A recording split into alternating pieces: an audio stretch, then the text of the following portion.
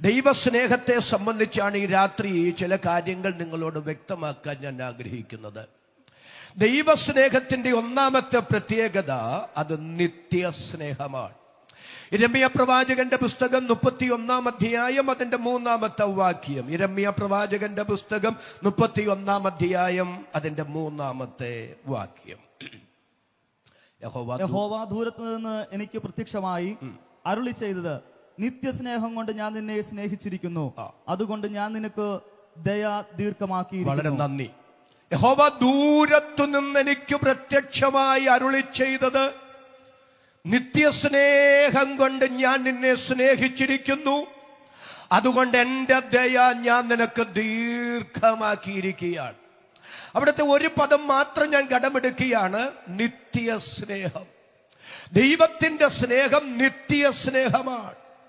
നിത്യസ്നേഹം എന്ത് എന്നറിയണമെങ്കിൽ നിത്യത എന്തെന്നറിയണം. നിത്യത എന്ന് പറയുന്നത് ആരംഭമില്ലാത്തതും അവസാനമില്ലാത്തതുമാണ്. ആരംഭമില്ലാത്തതും അവസാനമില്ലാത്തതുമായ നിത്യതയെ പഠന സൗകര്യാർത്ഥം നമുക്ക് 2 തരം തിരിച്ചു പഠിക്കാം. ഒന്നാമത്തെ നിത്യതയ്ക്ക് നമുക്ക് പൂർവകാല നിത്യത എന്ന് പേര് കൊടുക്കാം. രണ്ടാമത്തെ നിത്യതയ്ക്ക് നമുക്ക് വരുംകാല നിത്യത എന്ന് പേര് കൊടുക്കാം. എന്താണ് പൂർവകാല നിത്യത? പൂർവകാല നിത്യതയ്ക്ക് ഒരാരംഭമില്ല, എന്നാൽ അതിനൊരവസാനമുണ്ട്. എന്താണ് വരുംകാല നിത്യത? വരുംകാല നിത്യതയ്ക്ക് അവസാനമില്ല, എന്നാൽ അതിനൊരാരംഭമുണ്ട്. ആരംഭമില്ലാത്തതും അവസാനമുള്ളതും അവസാനമില്ലാത്തതും ആരംഭമുള്ളതുമായ പൂർവകാല നിത്യതയ്ക്കും വരുംകാല നിത്യതയ്ക്കും ഇടയ്ക്കുള്ള പീരിയഡിന് പറയുന്ന പേരാണ് സമയം. ആ സമയത്തിന്റെ ആരംഭമാണ് ഉൽപ്പത്തി 1:1 വായിക്കുന്നത്, ആദിയിൽ ദൈവം ആകാശവും ഭൂമിയും സൃഷ്ടിച്ചു. അത് ദൈവത്തിന്റെ ആദിയല്ല, പിന്നെ സമയത്തിന്റെ ആദിയാണ്. അങ്ങനാണെങ്കിൽ ആ സമയത്തിന് മുമ്പുള്ള പീരിയഡിന് പറയുന്ന പേരാണ് അനാദി. അതുകൊണ്ട് ആ 90-ാം സങ്കീർത്തനത്തിൽ ഭക്തൻ പാടുന്നത്, കർത്താവേ അങ്ങ് തലമുറ തലമുറയായി ഞങ്ങളുടെ സങ്കേതമായിരിക്കുന്നു. പർവ്വതങ്ങൾ ഉണ്ടാകുന്നതിനും അങ്ങ് ഭൂമിയെയും ഭൂമണ്ഡലത്തെയും നിർമ്മിക്കുന്നതിനും മുമ്പ് അങ്ങ് അനാദിയായും ശാശ്വതമായും ദൈവമാകുന്നു. സഹൃദയരെ, ഇന്ന് രാത്രി ഞാൻ പ്രസംഗിക്കുന്ന, നാം സ്തോത്രം ചെയ്ത് ആരാധിക്കുന്ന വിശുദ്ധ ബൈബിൾ വെളിപ്പെടുത്തുന്ന ദൈവം സ്വയംഭൂവല്ല. സ്വയംഭൂ എന്ന് പറഞ്ഞാൽ ആരും ഉളവാക്കാതെ സ്വയം ഉളവായവനെന്ന. അങ്ങനെ സ്വയം ഉളവായവനെന്ന് വന്നാൽ ആ ദൈവത്തിനൊരാരംഭമുണ്ടെന്ന് വരും. ആരും ഉളവാക്കിയില്ലെന്നേയുള്ളൂ, സ്വയമായി ഉളവായവനാണ്. എന്നാൽ ഇന്ന് രാത്രി നാം സ്തോത്രം ചെയ്ത് ആരാധിക്കുന്ന നമ്മുടെ ദൈവം സ്വയംഭൂവല്ല, പിന്നെ സ്വയം സ്ഥിതനായ ദൈവമാണ്.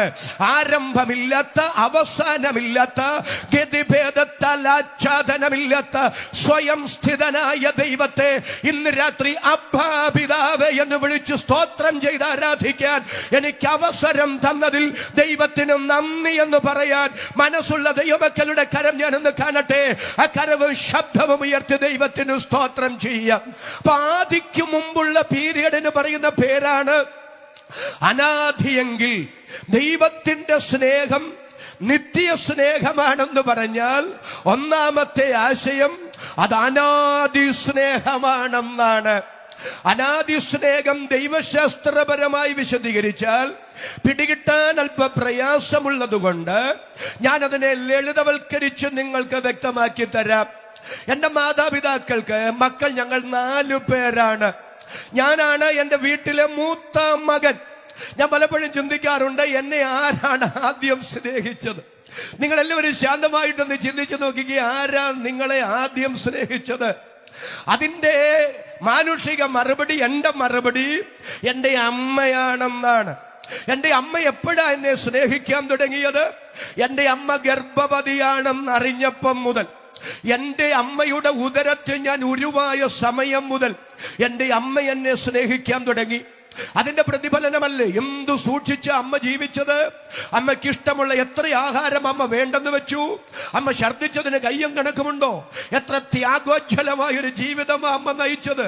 എന്ത് വേദന തിന്ന എന്നെ പ്രസവിച്ചത്? അതൊക്കെ എന്നോടുള്ള എൻ്റെ അമ്മയുടെ സ്നേഹത്തിന്റെ പ്രകടനമാണ്. എന്റെ അമ്മയുടെ ഉദരത്തിൽ ഞാൻ ഉരുവായ സമയം മുതൽ എന്റെ അപ്പൻ എന്നെ സ്നേഹിക്കാൻ തുടങ്ങി. എന്റെ മാതാപിതാക്കളുടെ മൂത്ത മകനായി മണ്ണിൽ പിറന്നു വീണ ശേഷമാണ് എന്റെ അപ്പനും അമ്മയും അവരുടെ മൂത്ത മകൻ എന്ന നിലയിൽ എന്റെ മുഖം കണ്ട് എന്നെ സ്നേഹിക്കാൻ തുടങ്ങിയത്. ഞാൻ മണ്ണിൽ പിറന്നു വീണ ശേഷമാണ് എന്റെ വല്യപ്പനും വല്യമ്മയും എന്നെ സ്നേഹിക്കാൻ തുടങ്ങിയത്. എനിക്ക് 3 സഹോദരങ്ങൾ, അവരുണ്ടായ ശേഷമാണ് അവരെന്നെ സ്നേഹിക്കാൻ തുടങ്ങിയത്. ഞാനൊരു സഭയിൽ ചെന്ന ശേഷമാണ് എന്റെ പാസ്റ്റർ എന്നെ സ്നേഹിക്കാൻ തുടങ്ങിയത്. എന്റെ കൂട്ടുവിശ്വാസികൾ എന്നെ സ്നേഹിക്കാൻ തുടങ്ങിയത്. ഞാൻ വിവാഹം കഴിച്ച ശേഷമാണ് എന്റെ ഭാര്യ എന്നെ സ്നേഹിക്കാൻ തുടങ്ങിയത്. എനിക്ക് 2 പെൺമക്കളാ, അവരുണ്ടായ ശേഷമാണ് അവരെന്നെ സ്നേഹിക്കാൻ തുടങ്ങിയത്. പക്ഷെ സന്തോഷത്തോടെ ഇന്ന് രാത്രി ഞാൻ സ്തോത്രം ചെയ്ത് പറയാം, എന്റെ ഭാര്യ എന്നെ സ്നേഹിക്കുന്നതിന് മുമ്പ്, എന്റെ മക്കൾ എന്നെ സ്നേഹിക്കുന്നതിന് മുമ്പ്, എന്റെ പാസ്റ്റർ എന്നെ സ്നേഹിക്കുന്നതിന് മുമ്പ്, എന്റെ കൂട്ടുവിശ്വാസികൾ എന്നെ സ്നേഹിക്കുന്നതിന് മുമ്പ്, എന്റെ സഹോദരങ്ങൾ എന്നെ സ്നേഹിക്കുന്നതിന് മുമ്പ്, എന്റെ അപ്പൻ എന്നെ സ്നേഹിക്കുന്നതിന് മുമ്പ്, എന്റെ അമ്മ എന്നെ സ്നേഹിക്കുന്നതിന് മുമ്പ്, എന്റെ വല്യപ്പൻ എന്നെ സ്നേഹിക്കുന്നതിന് മുമ്പ്, എന്റെ വല്യമ്മ എന്നെ സ്നേഹിക്കുന്നതിന് മുമ്പ്, എന്റെ പൂർവീകർ എന്നെ സ്നേഹിക്കുന്നതിന് മുമ്പ്, അല്ല അതിനപ്പുറത്തേക്ക് ചെന്നാൽ പർവ്വതങ്ങൾ ഉണ്ടാകുന്നതിന് മുമ്പ് എന്റെ ദൈവം ഭൂമിയെയും ഭൂമണ്ഡലത്തെയും നിർമ്മിക്കുന്നതിനു മുമ്പേ അനാദിയിലെ എന്നെ സ്നേഹിച്ചു. ആ സ്നേഹമാണ് ഇന്ന് രാത്രി ഈ പുൽപ്പിറ്റിൽ പവിത്ര വചനവുമായി നിൽക്കാൻ, ഈ കസാരകളിൽ ഇന്ന് രാത്രി ഇവിടെ ഇരുന്ന് ഈ ദൈവവചനം കേൾക്കാൻ എനിക്കും നിങ്ങൾക്കും അവസരം ലഭ്യമാക്കിയതെന്നോർത്ത് അധരം തുറന്ന സന്തോഷത്തോടെ ദൈവത്തിന് സ്തോത്രം ചെയ്യാൻ മനസ്സുള്ള എത്ര പേര് ഇവിടെ വന്നിട്ടുണ്ട്? അവർക്കായി ഞാൻ ദൈവത്തിന് സ്തോത്രം ചെയ്യുന്നു. മറക്കരുത്, ദൈവത്തിന്റെ സ്നേഹം നിത്യ സ്നേഹം എന്ന് പറഞ്ഞാൽ ഒന്നാമത്തെ ആശയം അതാനാദി സ്നേഹമാണ്. രണ്ടാമത്തെ ആശയം അത് കാലേ കൂട്ടിയുള്ള സ്നേഹമാണ്. ഹൈറേഞ്ചുകാരായ ഞങ്ങളുടെ ഒരു ഗ്രാമീണ ഭാഷാ പ്രയോഗമാണത്, കാലേ കൂട്ടിയുള്ള സ്നേഹം. നിങ്ങൾ എത്ര പേർക്ക് ആ പ്രയോഗം മനസ്സിലാകുന്നുണ്ടെന്ന് എനിക്ക് അറിഞ്ഞുകൂടാ. എന്താ കാലേക്കുട്ടിയുള്ള സ്നേഹം എന്ന് പറഞ്ഞാൽ? സ്നേഹിക്കപ്പെടാൻ എന്നിലും നിങ്ങളിലും യോഗ്യതകളൊന്നുമില്ലാതിരിക്കെ നമ്മുടെ ആ യോഗ്യതകൾ ഓർക്കാതെ ഏകപക്ഷീയമായി നമ്മെ ഇങ്ങോട്ട് സ്നേഹിച്ച സ്നേഹമാണ് എൻ്റെ ദൈവത്തിൻ്റെ സ്നേഹം. തിരുവഴുത്തിൽ നിന്ന് 2 തെളിവുകൾ അതിന് ബോൽബലകമായി ഞാൻ തരാം. വിശുദ്ധ യോഹന്നാന്റെ സുവിശേഷമാണ് വായിക്കേണ്ടത്. 11-ാം അധ്യായം 5-ാമത്തെ വാക്യം. അവിടെ ഇങ്ങനെ വായിക്കുന്നു, യേശു കർത്താവ് മാർത്തയെ സ്നേഹിച്ചു, അടുത്തത് അവളുടെ സഹോദരിയെ സ്നേഹിച്ചു, അർത്ഥാൽ മറിയെ സ്നേഹിച്ചു. 3, യേശു ക്രിസ്തു ലാസറിനെയും സ്നേഹിച്ചു. ഓരോരുത്തരുടെ പേര് എടുത്തെടുത്തെടുത്ത് പറയുകയാണ്. മാർത്തയെ സ്നേഹിച്ചു, മറിയെ സ്നേഹിച്ചു, ലാസറിനെയും സ്നേഹിച്ചു. അവിടെ സന്ദർഭോചിതമായ ഒരു കാര്യം പറയുന്നു, കാരണം ഇത് നിങ്ങളുടെ മനസ്സിൽ വെക്കണം. എന്നിട്ട് ഞാൻ വേറൊരു ആശയം പറയാം. ദൈവം ഒരാളെ സ്നേഹിക്കുന്നത് അവരുടെ ആരുടെയെങ്കിലും എന്തെങ്കിലും യോഗ്യതയുടെ അടിസ്ഥാനത്തിലല്ല. KJ തോമസ് എന്ന ഞാൻ പറയുകയാണ്, ദൈവത്തിന് എന്നെ സ്നേഹിക്കാതിരിക്കാൻ പറ്റുകയല്ല. കാരണം ഞാൻ വല്ലപ്പോഴും ഒക്കെ ഹൈറേഞ്ചിന്റെ മലയിറങ്ങി തെക്കൻ തിരുവിതാംകൂറിലോ മധ്യ തിരുവിതാംകൂറിലോ മലബാറിലോ ഒക്കെ പോയി സുവിശേഷം പ്രസംഗിച്ചിട്ട് അല്പം ഉറക്കളച്ചൊക്കെ തിരിച്ച് യാത്ര ചെയ്യുന്നു. അതുകൊണ്ട് ദൈവത്തിന് എന്നെ സ്നേഹിക്കാതിരിക്കാൻ പറ്റുകയില്ലെന്ന് പറഞ്ഞാൽ ദൈവത്തിന്റെ സ്നേഹം ഔദാര്യമല്ല, എനിക്ക് അർഹതപ്പെട്ടത് കിട്ടും എന്ന് വരുന്നു. നിങ്ങൾ ഓരോരുത്തരും പറയുകയാണ്, ദൈവം എന്നെ സ്നേഹിക്കുന്നത് എൻ്റെ ഇന്ന യോഗ്യത കൊണ്ടാണ്, എൻ്റെ വല്യപ്പൻ, എൻ്റെ വല്യമ്മ, എൻ്റെ അപ്പൻ, എൻ്റെ അമ്മ, ഓരോന്നും നിങ്ങളുടെ മനസ്സിലേക്ക് എടുത്തു. അതുകൊണ്ടാണ് ദൈവം എന്നെ സ്നേഹിക്കുന്നതെന്ന് തെറ്റിദ്ധരിക്കരുത്. അങ്ങനെയാണ് ദൈവം നമ്മെ സ്നേഹിക്കുന്നതെങ്കിൽ ദൈവത്തിന്റെ സ്നേഹം ഔദാര്യമല്ല, നമുക്ക് കടംപെട്ടത് ലഭ്യമായെന്ന് വരും. എന്നാൽ പുതിയ നിയമ വിശ്വാസിക്ക് അങ്ങനെയൊന്ന് പറയാൻ അനുവാദമില്ല. നമുക്ക് നിറകണ്ണുകളോടെ പറയാനുള്ളത് ദൈവത്തിന്റെ കൃപയെന്ന് ഒന്നും മാത്രമാണ്. അർഹതയില്ലാത്ത സ്ഥാനത്ത് ദൈവം എന്നോട് കാണിച്ച ഔദാര്യമാണ് ദൈവത്തിന്റെ സ്നേഹമെന്ന് കരമുയർത്തി സ്തോത്രം ചെയ്ത് എന്നോട് ചേർന്ന് പറയാൻ മനസ്സുള്ള എത്ര പേരുണ്ട്? കരവും ശബ്ദവും ഉയർത്തി ഒരിക്കൽ കൂടെ ദൈവത്തിന് നന്ദി പറയാം. അതേ പ്രിയരെ, ആ യാഥാർത്ഥ്യം മറക്കരുത്. ഇത് നിങ്ങളുടെ ഹൃദയത്തിൽ വെച്ചുകൊണ്ട് ഇനി ഞാൻ ഈ പറയുന്ന മറുവശം ഒന്ന് ചിന്തിക്കണം. ഒന്നുകൂടെ പറയുന്നു, ദൈവം ഒരാളെ സ്നേഹിക്കുന്നത് അവരുടെ യോഗ്യതയുടെ വെളിച്ചത്തിലല്ല, ദൈവത്തിന്റെ ഔദാര്യം കൊണ്ടാണ്. എന്നാൽ ഇവിടെ മാർത്തയെ കർത്താവ് സ്നേഹിച്ചതിൽ ഒരാശയം എന്ന് പറയുകയാണ്. നമുക്ക് തെറ്റു പറയാൻ പറ്റില്ല മാനുഷികമായി. കാരണം മാർത്തയെ പോലെയുള്ള ഒരാളെ ആരും സ്നേഹിച്ചു പോകും. എന്താ മാർത്തയുടെ പ്രത്യേകത? വീട്ടിൽ വരുന്ന അതിഥികളെ ഹാർദവമായി സ്വീകരിക്കും, അവരെ ഹൃദ്യമായി ശുശ്രൂഷിക്കും. യേശു കർത്താവും ശിഷ്യന്മാരും ആ വീട്ടിൽ ചെന്നപ്പോഴൊക്കെ ഭൗതികമായി വച്ചു വിളമ്പിക്കൊടുത്തിട്ടുണ്ട് മാർത്ത. അപ്പം മാർത്തയ്ക്കൊരു പ്രത്യേകതയുണ്ട്, അത് ഭൗതികമാണ്. മറിയയ്ക്കുമുണ്ട് പ്രത്യേകത. എന്താ മറിയയുടെ പ്രത്യേകത? കർത്താവിനെ അടുത്ത് കിട്ടുമ്പോഴൊക്കെ തൃപ്പാദപീഠത്തിങ്കിലിരുന്ന് അവൾ വചനം പഠിക്കാറുണ്ട്, ആത്മീകമായി പരിശ്രമിക്കാറുണ്ട്. മറിയയുടെ യോഗ്യത ആത്മീകമാണ്. ഒന്നുകൂടെ പറയാം, മാർത്തയ്ക്കുണ്ടൊരു യോഗ്യത, അത് ഭൗതികമാണ്. മറിയയ്ക്കുണ്ടൊരു വിശേഷത, അത് ആത്മീകതയാണ്. എന്നാൽ അവരെ രണ്ടുപേരെ മാത്രം സ്നേഹിച്ചെന്നല്ല, ലാസറിനെയും സ്നേഹിച്ചു. എന്റെ ചോദ്യം, ലാസറിനെ സ്നേഹിക്കാൻ മാനുഷികമായി അവനിൽ എന്താ വിശേഷതയുള്ള? ഒരു വിശേഷതയുമില്ല. യേശു കർത്താവ് അവിടെ ചെന്നപ്പോഴൊന്നും ഭൗതികമായി സൽക്കരിച്ചിട്ടില്ല. ആത്മീകമായി വളരാൻ അവസരങ്ങൾ ഉണ്ടായിരുന്നു, അതൊന്നും ഫലപ്രദമായി വിനിയോഗിച്ചതായി തിരുവെഴുത്തിൽ നാം കാണുന്നില്ല. എന്നിട്ടും വേദപുസ്തകം പറയുന്നു യേശു ലാസറിനെയും സ്നേഹിച്ചു. അർത്ഥമെന്താ? വർത്തമാനകാലത്ത് ലാസറിനെ സ്നേഹിക്കാൻ അവനിൽ മാനുഷിക യോഗ്യതകളൊന്നും ഇല്ലെങ്കിൽ പോലും നാളകളുടെ നീളകളിൽ അവൻ തന്റെ കൂടെ പന്തിക്കിരിക്കേണ്ടുന്നവനാണെന്നും തന്റെ മഹത്വം അവനിലൂടെ വെളിപ്പെടാനുണ്ടെന്നും മാത്രമല്ല, അവനിലൂടെ ഒരു വലിയ കൂട്ടം യഹൂദ സമൂഹം തന്നിൽ വിശ്വസിപ്പാനുണ്ടെന്നും അറിയാവുന്ന കർത്താവ് അവന്റെ വർത്തമാനകാല അയോഗ്യതകൾ ഓർക്കാതെ അവനെ കാലെ കൂട്ടി സ്നേഹിച്ചു. ആ സ്നേഹമാണ് ദൈവത്തിന്റെ സ്നേഹമെങ്കിൽ ഇന്ന് രാത്രി സന്ദേശം ശ്രദ്ധിക്കുന്ന എന്റെ മാന്യ സ്നേഹിതരെ, നിങ്ങളെ മാനുഷികമായി സ്നേഹിക്കാൻ നിങ്ങളിൽ യാതൊരു യോഗ്യതകളും ഇല്ലെന്നു മാത്രമല്ല, നിങ്ങളോട് അടുക്കും തോറും അടുക്കുന്നവർക്ക് വെറുപ്പ് തോന്നത്തക്ക ഏതു സ്വഭാവ വൈകല്യത്തിന് നിങ്ങൾ അടിമയാണെങ്കിലും ഇന്ന് രാത്രി താങ്കളുടെ അയോഗ്യതകൾ ഓർക്കാതെ നിങ്ങളെ സ്നേഹിക്കുന്ന ഒരു രക്ഷിതാവിനെ ഇവിടെ ഞങ്ങൾ ഉയർത്തുകയാണ്. ആ നാമമാണ് നസ്രയനായ യേശു ക്രിസ്തു. എന്നോട് ചേർന്ന് ആമേൻ പറയാൻ ഈ രാത്രി എത്ര പേർക്ക് മനസ്സുണ്ട്? അതേ ദൈവത്തിന്റെ സ്നേഹം, അത് കാലേക്കുട്ടിയുള്ള സ്നേഹമാണ്. രണ്ടാമതൊരു ഉദാഹരണം കൂടി ഞാൻ പറയാം. യേശു ഗദരദേശത്തേക്ക് ചെല്ലുകയാണ്. ഗദരദേശത്തേക്ക് ചെല്ലുമ്പോൾ 6000 ഭൂതങ്ങൾ ബാധിച്ചൊരു മനുഷ്യൻ യേശുവിനെ എതിരേറ്റു വരുന്നു. ആ ഭൂതങ്ങളെല്ലാം കൂടെ അവനെ കൊണ്ട് യേശുവിനോട് പറയുകയാണ്, സമയത്തിന് മുമ്പ് ഞങ്ങളെ ദണ്ഡിപ്പിക്കാൻ വന്നതാണോ? പാതാളത്തിലോട്ട് പോകാൻ ഞങ്ങളോട് പറയരുത്. ദേ കുറച്ച് പന്നികൾ അവിടെ മേയുന്നു, അങ്ങോട്ട് പോകാൻ ഞങ്ങളോട് പറ. ഞാൻ പലപ്പോഴും ആ ഭാഗം വായിച്ചപ്പോൾ ഒത്തിരി ചിരിക്കുകയും അപ്പോൾ തന്നെ സന്തോഷിക്കുകയും ചെയ്തിട്ടുണ്ട്. പന്നികളിലേക്ക് പോകാനാണ് ഭൂതങ്ങൾ അനുവാദം ചോദിച്ചത്. ഭൂതങ്ങൾ ചോദിച്ചു എന്നുള്ളത് കൊണ്ട് പന്നികളിലേക്ക് പോകണ്ട, കഴുതകളിലേക്ക് പോയാൽ മതിയെന്ന് യേശു പറഞ്ഞില്ല. ഭൂതങ്ങൾ ആവശ്യപ്പെട്ടത് പന്നികളിലേക്ക് പോകാനാണ്. കർത്താവ് അത് തന്നെ സാധിപ്പിച്ചു കൊടുത്തു. ഒരു ചെറിയ പ്രബോധനം എന്ന് പറയാനാണ്. പലരും ദൈവത്തെ തെറ്റിദ്ധരിച്ചിട്ടുണ്ട്. പലരും ദൈവം അവരെ അംഗീകരിച്ചു, ദൈവം അവരെ സ്നേഹിക്കുന്നു എന്നതിന്റെ തെളിവായി ചിത്രീകരിക്കുന്നത് അവർ ചോദിക്കുന്നതെല്ലാം ദൈവം അങ്ങോട്ട് തരുന്നു.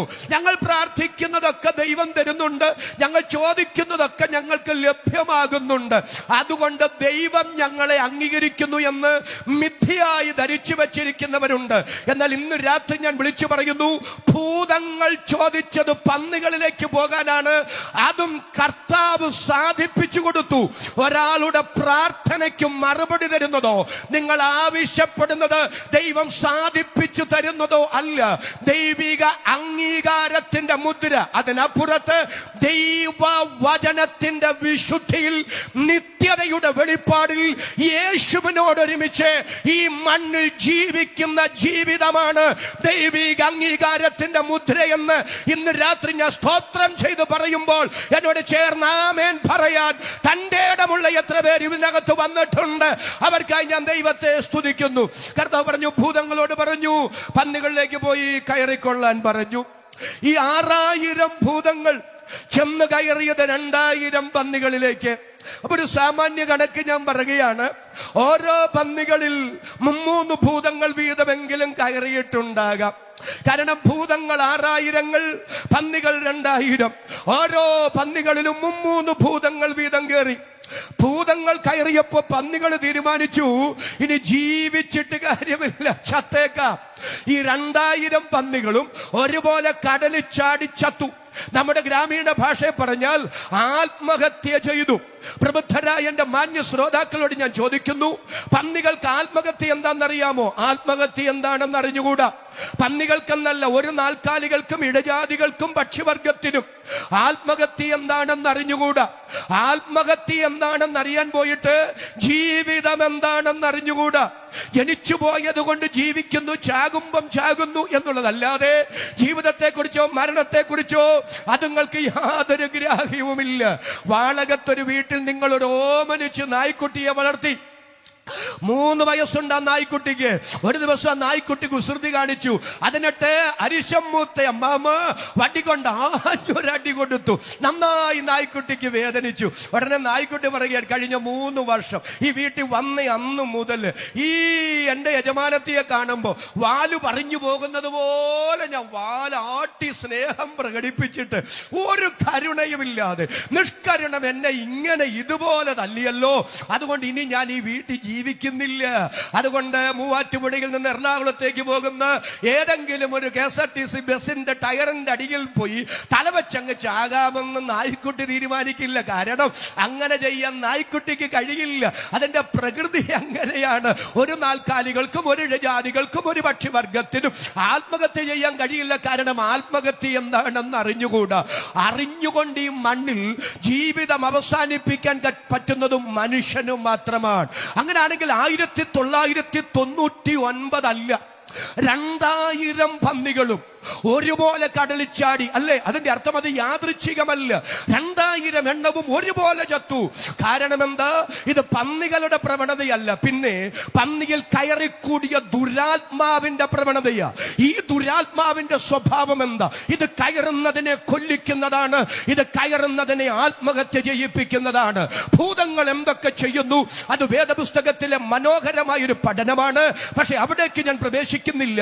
എന്നാൽ ഇന്ന് രാത്രി ഞാൻ വിളിച്ചു പറയാം, കൊലപാതകങ്ങളുടെ പിറകിൽ, ആത്മഹത്യകളുടെ പിറകിൽ, രക്തച്ചൊരിച്ചിലുകളുടെ പിറകിൽ, ദൈവത്തിന് സ്തോത്രം, മദ്യപാനത്തിന്റെ പിറകിൽ, അസന്മാർഗീകതയുടെ പിറകിൽ, അശുദ്ധിയുടെ പിറകിൽ കുടിയിരിക്കുന്ന പൈശാചിക ദുർഭൂത ശക്തികളുണ്ട്.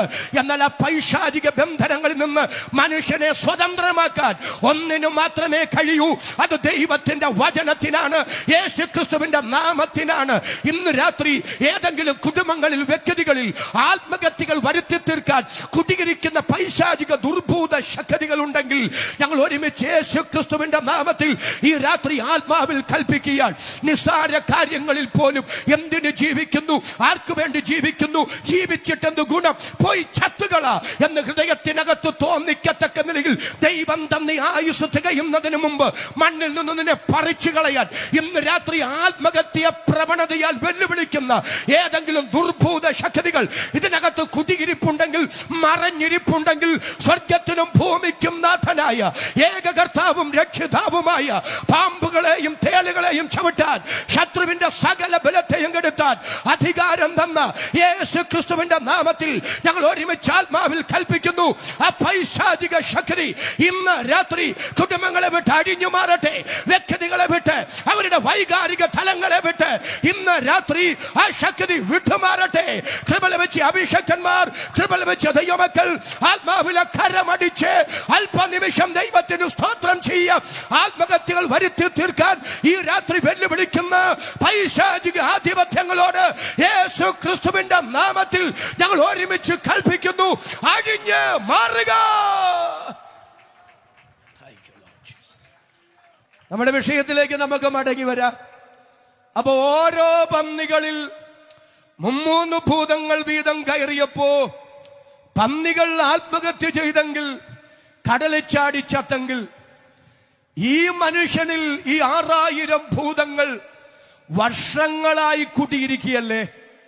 എന്തിനാ ഇവനിൽ കുടിയിരിക്കുന്നേ? ജീവിപ്പിക്കാനാണോ കുടിയിരിക്കുന്നേ? അല്ല, കൊല്ലാനാ കുടിയിരിക്കുന്നേ, ആത്മഹത്യ ചെയ്യിപ്പിക്കാനാ കുടിയിരിക്കുന്നേ. പക്ഷെ വർഷങ്ങൾ ഇവനിൽ കുടിയിരുന്ന് ഇവനെ കൊല്ലാൻ ഈ ദുർഭൂതങ്ങൾ കൊണ്ടു നടന്നിട്ടും എന്തേ കൊല്ലാൻ പറ്റിയില്ല? പറ്റാഞ്ഞതിന്റെ കാരണം ഞാൻ പറയാം. നെക്കപ്പൊലി നാട്ടിൽ അവനെ ഒരു മിഷണറിയാക്കി മാറ്റാൻ എന്റെ ദൈവത്തിന്റെ പദ്ധതി അവന്റെ തലയ്ക്ക് മുകളിൽ തൂങ്ങക്കിടക്കെ 6000 അല്ല 60 കോടി ദുർഭൂത ശക്തികൾ അവനെതിരെ തട്ടിട്ട് തുള്ളിയാലും അവന്റെ ഒരു തലമുടി നാരിനെ തൊടാൻ എന്റെ ദൈവം അനുവദിക്കയില്ല. കൃപ ലഭിച്ച അഭിഷക്തന്മാർ, കൃപ ലഭിച്ച ദൈവമക്കൾ സിംഹഗർജനം പോലെ ആത്മാവിൽ സ്തോത്രം ചെയ്തു പറ. മുൻനിയമിക്കപ്പെട്ട നാളിൽ ഒന്നുമില്ലാതിരുന്നപ്പോ എന്നെ കുറിച്ചുള്ള തന്റെ പദ്ധതികൾ തയ്യാറാക്കി. എന്നോട് ചോദിക്കാതൊരു ജീവിതവും ഞാൻ ആവശ്യപ്പെടാതെ എന്നെ കുറിച്ചുള്ള പദ്ധതികളും എന്റെ ദൈവം തയ്യാറാക്കിയതാണെങ്കിൽ ദൈവത്തിന്റെ ഹിതത്തിലും ദൈവത്തിന്റെ പദ്ധതിക്കകത്തും ജീവിക്കുന്ന എനിക്കെതിരെ ഇന്ന് രാത്രി സമയത്തിന് മുമ്പ് തകർത്ത് കളയാൻ എന്തെല്ലാം പദ്ധതികളും എന്തെല്ലാം പ്ലാനുകളും എന്തെല്ലാം തന്ത്രങ്ങളും ഏത് ദുഷ്ടശക്തികൾ തയ്യാറാക്കിയാലും അഹിത്തോഫേലിന്റെ ആലോചനയെ വ്യർത്ഥമാക്കിയതുപോലെ ഇന്ന് രാത്രി എനിക്കെതിരെയുള്ള പദ്ധതികളെ അഫലമാക്കുന്ന ഒരു ദൈവശക്തി ഇതിനകത്ത് വ്യാപരിക്കുന്നുണ്ടെന്ന് ആത്മാവിൽ സ്തോത്രം ചെയ്ത് പറയാൻ കൃപ ലഭിച്ച എത്ര പേർ ഇതിനകത്ത് വന്നിട്ടുണ്ട്? അവർക്കായി ഞാൻ ദൈവത്തെ സ്തുതിക്കുന്നു. നമുക്ക് ആ മനുഷ്യന്റെ അടുക്കൽ ചെല്ലാം. നമുക്ക് അവനോട് ചോദിക്കാം, നീ എങ്ങനാ ഇങ്ങനായേ? നീ എങ്ങനാ ഇങ്ങനായേ? നിങ്ങൾ ആ മനുഷ്യനെ കണ്ടോ? എന്തു ബഹുമാനത്തോടെ അവനെ കാണുമ്പോൾ നാട്ടുകാർ എണ്ണീറ്റ് നിന്ന് ബഹുമാനിക്കുന്നേ. നേരത്തെയോ വസ്ത്രം പോലും ധരിക്കാതെ നാട്ടുകാർ വെച്ച് പിടിപ്പിച്ച ഇരുമ്പ് ചങ്ങലയൊക്കെ ഉരുമി പൊട്ടിച്ച് നാട്ടുകാർക്കും വീട്ടുകാർക്കും തലവേദനയായി നടന്നവനാ. എന്റെ ഗ്രാമീണ ഭാഷ പറഞ്ഞാൽ ഒരു കാലത്ത് അവൻ ആ നാടിന്റെ കണ്ണിലെ കരടായിരുന്നു. ഇന്നവൻ ആ നാടിന്റെ കണ്ണിലുണ്ണിയ. ഞാനൊരു സ്തോത്രം ചെയ്ത് ആമേൻ പറഞ്ഞു പറയുകയാണ്. ദൈവത്തിന് രൂപാന്തരപ്പെടുത്താൻ കഴിയാത്തവരില്ല, വചനത്തിന് വ്യത്യാസപ്പെടുത്താൻ കഴിയാത്തവരില്ല, പരിശുദ്ധാത്മാവിന് മാറ്റാൻ കഴിയാത്തവരില്ല. ചിലരുടെയൊക്കെ രക്ഷയ്ക്ക് വേണ്ടി, ചിലരുടെയൊക്കെ മാനസാന്തരത്തിന് വേണ്ടി, ചിലരുടെയൊക്കെ മാറ്റത്തിന് വേണ്ടി ഒത്തിരി കരഞ്ഞിട്ടും പ്രാർത്ഥിച്ചിട്ടും പ്രവർത്തിച്ചിട്ടും പ്രതീക്ഷിച്ച സമയത്തിന് മറുപടി ലഭിക്കപ്പെടാതെ നിരാശപ്പെടുന്ന ആരെങ്കിലും ഉണ്ടെങ്കിൽ, ഇനി കരഞ്ഞിട്ടും പറഞ്ഞിട്ടും പ്രാർത്ഥിച്ചിട്ടും പ്രയോജനമില്ലെന്ന് എഴുതി തള്ളിയ മേഖലകളുണ്ടെങ്കിൽ പരിശുദ്ധാത്മാവ് വിളിച്ചു പറയുന്നു, എഴുതി തള്ളണ്ട, പ്രവർത്തനം നിർത്തണ്ട, പ്രാർത്ഥന മതിയാക്കണ്ട, പ്രവർത്തിച്ചുകൊണ്ടേയിരിക്കുക, പ്രാർത്ഥിച്ചുകൊണ്ടേയിരിക്കുക. നിന്റെ പ്രാർത്ഥനയുടെ മറുപടി എന്ന വണ്ണം, നിന്റെ പ്രവർത്തനത്തിന്റെ റിസൾട്ട് എന്ന വണ്ണം ചിലതിൽ അസാധാരണ മാറ്റങ്ങൾ സംഭവിക്കുന്നത് നമ്മുടെ കണ്ണുകൊണ്ട് കാണുമെന്ന് പോസ്റ്റില്ലാത്ത ദൈവം വചനത്തിന്റെ പ്രവചന ദൂതായി ഇത് കൈമാറുമ്പോൾ എന്നോട് ചേർന്ന വിശ്വാസത്താൽ ആമേൻ പറയാൻ എത്ര പേർക്ക് മനസ്സുണ്ട്? അവർക്കായി ഞാൻ ദൈവത്തെ സ്തുതിക്കുന്നു. പൗലോസ് ഒനേസിമോനോസിനെ കുറിച്ച് ഫിലേമോനോട് പറയുന്നത് പോലെ, അവൻ മുമ്പേ പ്രയോജനമില്ലാത്തവൻ, ഇപ്പോൾ എനിക്കും നിനക്കും ഒരുപോലെ പ്രയോജനമുള്ളവൻ. ആരോടോ ഇന്ന് രാത്രി പരിശുദ്ധാത്മാവ് സംസാരിക്കുന്നു. ഞാൻ ഈ വചനം ഇവിടെ പ്രസംഗിച്ചു കൊണ്ടിരിക്കുമ്പോൾ ശക്തമായൊരു ദൂത്, ദൈവിക പ്രകാശനമായി കർത്താവ് എനിക്ക് തരികയാണ്. ചിലതിൽ അസാധാരണ മാറ്റങ്ങൾ സംഭവിക്കും, ചിലതിൽ അസാധാരണ രൂപാന്തരങ്ങൾ സംഭവിച്ചു. ഇത് യഹോവയാൽ സംഭവിച്ചു, മനുഷ്യരുടെ ദൃഷ്ടിയിൽ ആശ്ചര്യവുമായിരിക്കുന്നു എന്ന് അത്ഭുത പരതന്ത്രരായി സ്തോത്രം ചെയ്ത് പറയത്തക്ക പറയത്തക്ക നിലയിൽ കുടുംബത്തിനകത്ത് ചിലതിന്റെ മേൽ ദൈവപ്രവൃത്തി വെളിപ്പെടുമെന്ന് പോഷ്കില്ലാത്ത ദൈവം വചനത്തിന്റെ ദൂത് ഉറപ്പായി കൈമാറുന്നു. എത്ര പേർക്ക് എന്നോട് ചേർന്ന് ആമേൻ പറയാൻ ഈ രാത്രി നിയോഗമുണ്ട്? അവൻ പറയും, 6000 ദുർഭൂതങ്ങളാൽ ബാധിക്കപ്പെട്ട് ഒരു മുഴുഭ്രാന്തനായി വസ്ത്രം പോലും ധരിക്കാതെ ശവക്കല്ലറകളിൽ രാപാർത്ത് വീട്ടുകാർക്കും നാട്ടുകാർക്കും തലവേദനയായി ആർക്കും വേണ്ടാത്തവനായി ഞാൻ അലഞ്ഞു തിരിഞ്ഞു നടന്നപ്പോ ഞാൻ പോലും അറിയാതെ ഈ 6000 ദുർഭൂതങ്ങൾക്ക് എന്നെ കൊല്ലാൻ വിട്ടുകൊടുക്കാതെ തന്റെ സ്നേഹ വലയത്തിനകത്ത് എന്നെ പൊതിഞ്ഞു കൊണ്ട് നടന്നൊരു ദൈവമുണ്ടേ. ആ ദൈവമാണ്, ആ ദൈവത്തിന്റെ സ്നേഹമാണ് ഇന്ന് കാണുന്ന മാന്യതയിലേക്ക്, ഇന്ന് കാണുന്ന സ്വീകാര്യതയിലേക്ക്, ഇന്ന് കാണുന്ന മെച്ചത്തിലേക്ക് എന്നെ നയിച്ചത്. ഇന്ന് രാത്രി ഞാൻ സ്തോത്രം ചെയ്തു പറയാം പ്രിയരെ, അത് ലാസറിന്റെയും ഭൂതഗ്രസ്തനായിരുന്നവന്റെയും അനുഭവം മാത്രമല്ല, നമ്മുടെയൊക്കെ അനുഭവം അങ്ങനെയാണ്. എന്നോട് ചേർന്നൊരു നല്ല ആമേൻ എന്ന് പറഞ്ഞു. രക്ഷിക്കപ്പെടുന്നതിന് മുമ്പുള്ള കാലം എന്ന് പറഞ്ഞു ഞാൻ എപ്പോഴും ഓർക്കും കേട്ടോ. ഞാൻ എപ്പോഴും ഓർക്കും. എന്റെ 13ാമത്തെ വയസ്സിലെ പെന്തക്കോസ്തി വന്നു. എന്റെ അപ്പനെ പോലൊരു മദ്യപാനി. എന്റെ അമ്മ, ഞങ്ങൾ മക്കൾ 4 പേരെ കൊണ്ട് കരിമ്പങ്കാട്ടിൽ കിടക്കുന്ന കിടപ്പ് ഞാൻ ഓർക്കുന്നു. എന്റെ അമ്മയെ പോലെ അടികൊണ്ടിട്ടുള്ളൊരു സ്ത്രീ ഭൂമിയെ കാണില്ല. കത്തോലിക്ക സമുദായത്തിൽ ജനിച്ചു വളർത്തപ്പെട്ട് ഇങ്ങനെ കരിമ്പങ്കാടിനകത്ത് അമ്മ രാത്രി കിടക്കുന്ന ആ കിടപ്പ് ഇപ്പോഴും എന്റെ മനസ്സിലുണ്ട്. ഒരു ഉപദേശിമാരും ഞങ്ങളുടെ വീട്ടിൽ വരുമായിരുന്നില്ല. ആരും ഞങ്ങളുടെ വീട്ടിൽ ഒരു പ്രശ്നമുണ്ടായാൽ പോലും ഓടി വരുമായിരുന്നില്ല. അത്രമാത്രം തകർന്നൊരു കുടുംബം, മദ്യപാനത്തിന്റെ കുടുംബം. എന്നാൽ 6 മൈൽ ഷാരോൺ ഗ്രൗണ്ടിൽ ഒരു സുവിശേഷ യോഗം നടക്കുമ്പോ എന്റെ അപ്പന്റെ അകത്തിരുന്ന് ആരോ പറയുന്നു, 6 മൈൽ ജംഗ്ഷനിൽ നിൽക്കുമ്പോ ആ യോഗത്തിന് പോ, ആ യോഗത്തിന് പോ. അങ്ങനെ ഹൃദയത്തിനകത്തുള്ള ആരോ പറയുന്ന പറച്ചിൽ കേട്ട് അദ്ദേഹം ദൂരെ അവിടെ ഒരു മാവുണ്ട്, ആ മാവിന്റെ ചുവട്ടിൽ നിന്ന് പ്രസംഗം കേട്ടു. അന്ന് രക്ഷിക്കപ്പെടാൻ ആരുണ്ടെന്ന് ചോദിച്ചപ്പോൾ 2 കരവും ഉയർത്തിപ്പിടിച്ച് ചെന്ന് രക്ഷിക്കപ്പെട്ടു. അപ്പോഴും ഒരു കെട്ട് തെറുപ്പ് വീടി മടിക്കുത്തിന്റെ അകത്തുണ്ടായിരുന്നു. അത് ഒടിച്ചു കളഞ്ഞു. അന്നുകൊണ്ട് മദ്യപാനം നിർത്തി, അന്നുകൊണ്ട് പുകവലി നിർത്തി. ഞാൻ പലപ്പോഴും എന്റെ പ്രാർത്ഥനാ മുറികൾ കർത്താവിനോട് പറയും, യേശുവിനെ അറിയാൻ അല്പം കൂടെ താമസിച്ചിരുന്നെങ്കിൽ എന്റെ അപ്പനോ എന്റെ അമ്മയോ ഞങ്ങൾ സഹോദരങ്ങൾ 4 പേരോ മണ്ണിൽ കാണുമായിരുന്നില്ല. അസ്ഥി പോലും മണ്ണിന്റെ അകത്ത് അവശേഷിക്കുമായിരുന്നില്ല. ആരും ഇങ്ങോട്ട് വന്ന് സുവിശേഷം പറഞ്ഞതല്ല. പക്ഷെ ഹൃദയത്തിനകത്ത് ആ യോഗത്തിൽ പോകാൻ മനുഷ്യരല്ല, സർവശക്തൻ തന്റെ ഹൃദയത്തിനകത്ത് ഇടപെട്ട് ആ യോഗത്തിലേക്ക് നയിച്ച് അവിടുത്തെ വചന ശുശ്രൂഷയാൽ രൂപാന്തരത്തിലേക്ക് എന്റെ അപ്പനെ നടത്തിയ ഈ ദൈവകൃപയിലേക്ക് കൊണ്ടുവന്ന് ആ ദൈവത്തിന്റെ സ്നേഹത്തെ ഇന്ന് രാത്രി ഞാൻ സ്തോത്രം ചെയ്തു പറയും. അത് കാലേ കൂട്ടിയുള്ള സ്നേഹമാണ്. എന്നോട് ചേർന്ന് ആമേൻ പറയാൻ കരുത്തുള്ള എത്ര പേർ ഇവിടെ വന്നിട്ടുണ്ട്? അവർക്കായി ഞാൻ ദൈവത്തെ സ്തുതിക്കുന്നു. അതെ, ആ സ്നേഹം അല്ലേ. രക്ഷിക്കപ്പെടുന്നതിന് മുമ്പ് ആത്മഹത്യയുടെ മുനമ്പിന്നൊക്കെ കഷ്ടിച്ച് രക്ഷപ്പെട്ടു വന്നവരില്ലേ? എത്ര വഴക്കിലും വയ്യാവേലിയിലും അന്ന് ചെന്ന് പെട്ടതാ. ഇരുട്ടത്ത് മറഞ്ഞിരുന്ന് അടിക്കാനും കത്തി കൊണ്ട് കുത്താനും നിങ്ങൾ അറിയാതെ എത്ര പേര് അജണ്ട തയ്യാറാക്കിയതാ. ഒരു നല്ല ആമേൻ പറ. അന്ന് അതിൽ നിന്ന് രക്ഷപ്പെട്ടപ്പോ നമ്മൾ പറഞ്ഞു ഭാഗ്യം കൊണ്ട് രക്ഷപ്പെട്ടത്, സമയം നല്ലതായിരുന്നത് കൊണ്ട് രക്ഷപ്പെട്ടതാ. പക്ഷെ രക്ഷിക്കപ്പെട്ട ശേഷം പിറകോട്ടിറങ്ങി തിരിഞ്ഞ് ചിന്തിക്കുമ്പോഴാണ് മനസ്സിലാകുന്നേ ഭാഗ്യം കൊണ്ട് രക്ഷപ്പെട്ടതല്ല, സമയം നല്ലതായിരുന്നത് കൊണ്ട് രക്ഷപ്പെട്ടതുമല്ല. അന്ന് എനിക്ക് എന്റെ ദൈവത്തെ അറിയാതെ, ദൈവത്തിൽ നിന്ന് ദൂരത്തെ ശത്രുവായി, പാപിയായി, ബലഹീനനായി, അഭക്തനായി എനിക്ക് തോന്നിയതുപോലെ ഞാൻ ജീവിച്ചു കൊണ്ടിരുന്നപ്പോൾ അന്നേ എന്റെ ദൈവം എന്നെ കണ്ടിരുന്നു, അന്നേ എന്റെ ദൈവം എന്നെ സ്നേഹിച്ചിരുന്നു.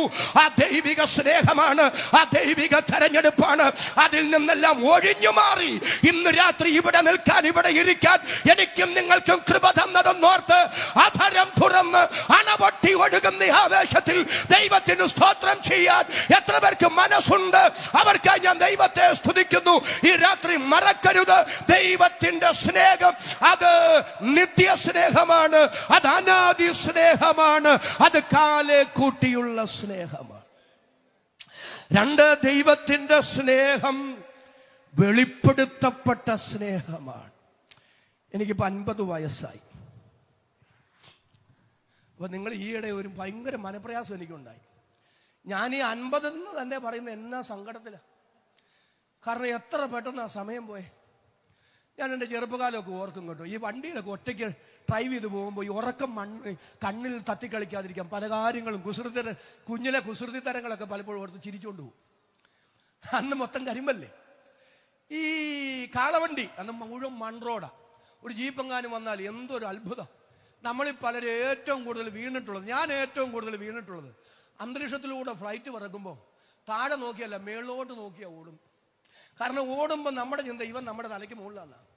ഇവനെ കണ്ടുകൊണ്ട് ഓടിയ ഓട്ടത്തിനിടയ്ക്ക് എത്ര പ്രാവശ്യം വീണ് മുട്ടുപൊട്ടി.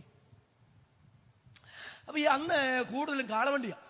കാളവണ്ടിയിൽ ഈ കരിമ്പെല്ലാം വെച്ച് കെട്ടി കാളവണ്ടിക്കാരൻ ഇങ്ങനെ വലിയ പൊക്കത്ത് കരിമ്പിരിക്കല്ലേ, കാളയടിച്ചൊക്കെ പോകുമ്പോൾ ഞങ്ങളുടെ കുഞ്ഞുങ്ങളുടെ പ്രധാനപ്പെട്ട തൊഴില് കാളവണ്ടിക്കാരൻ അറിയാതെ പുറകിൽ നിന്ന് കരിമ്പ് വലിച്ചൂരി അത് വെട്ടിത്തിന്നുമ്പോ എന്തൊരു രുചിയാ.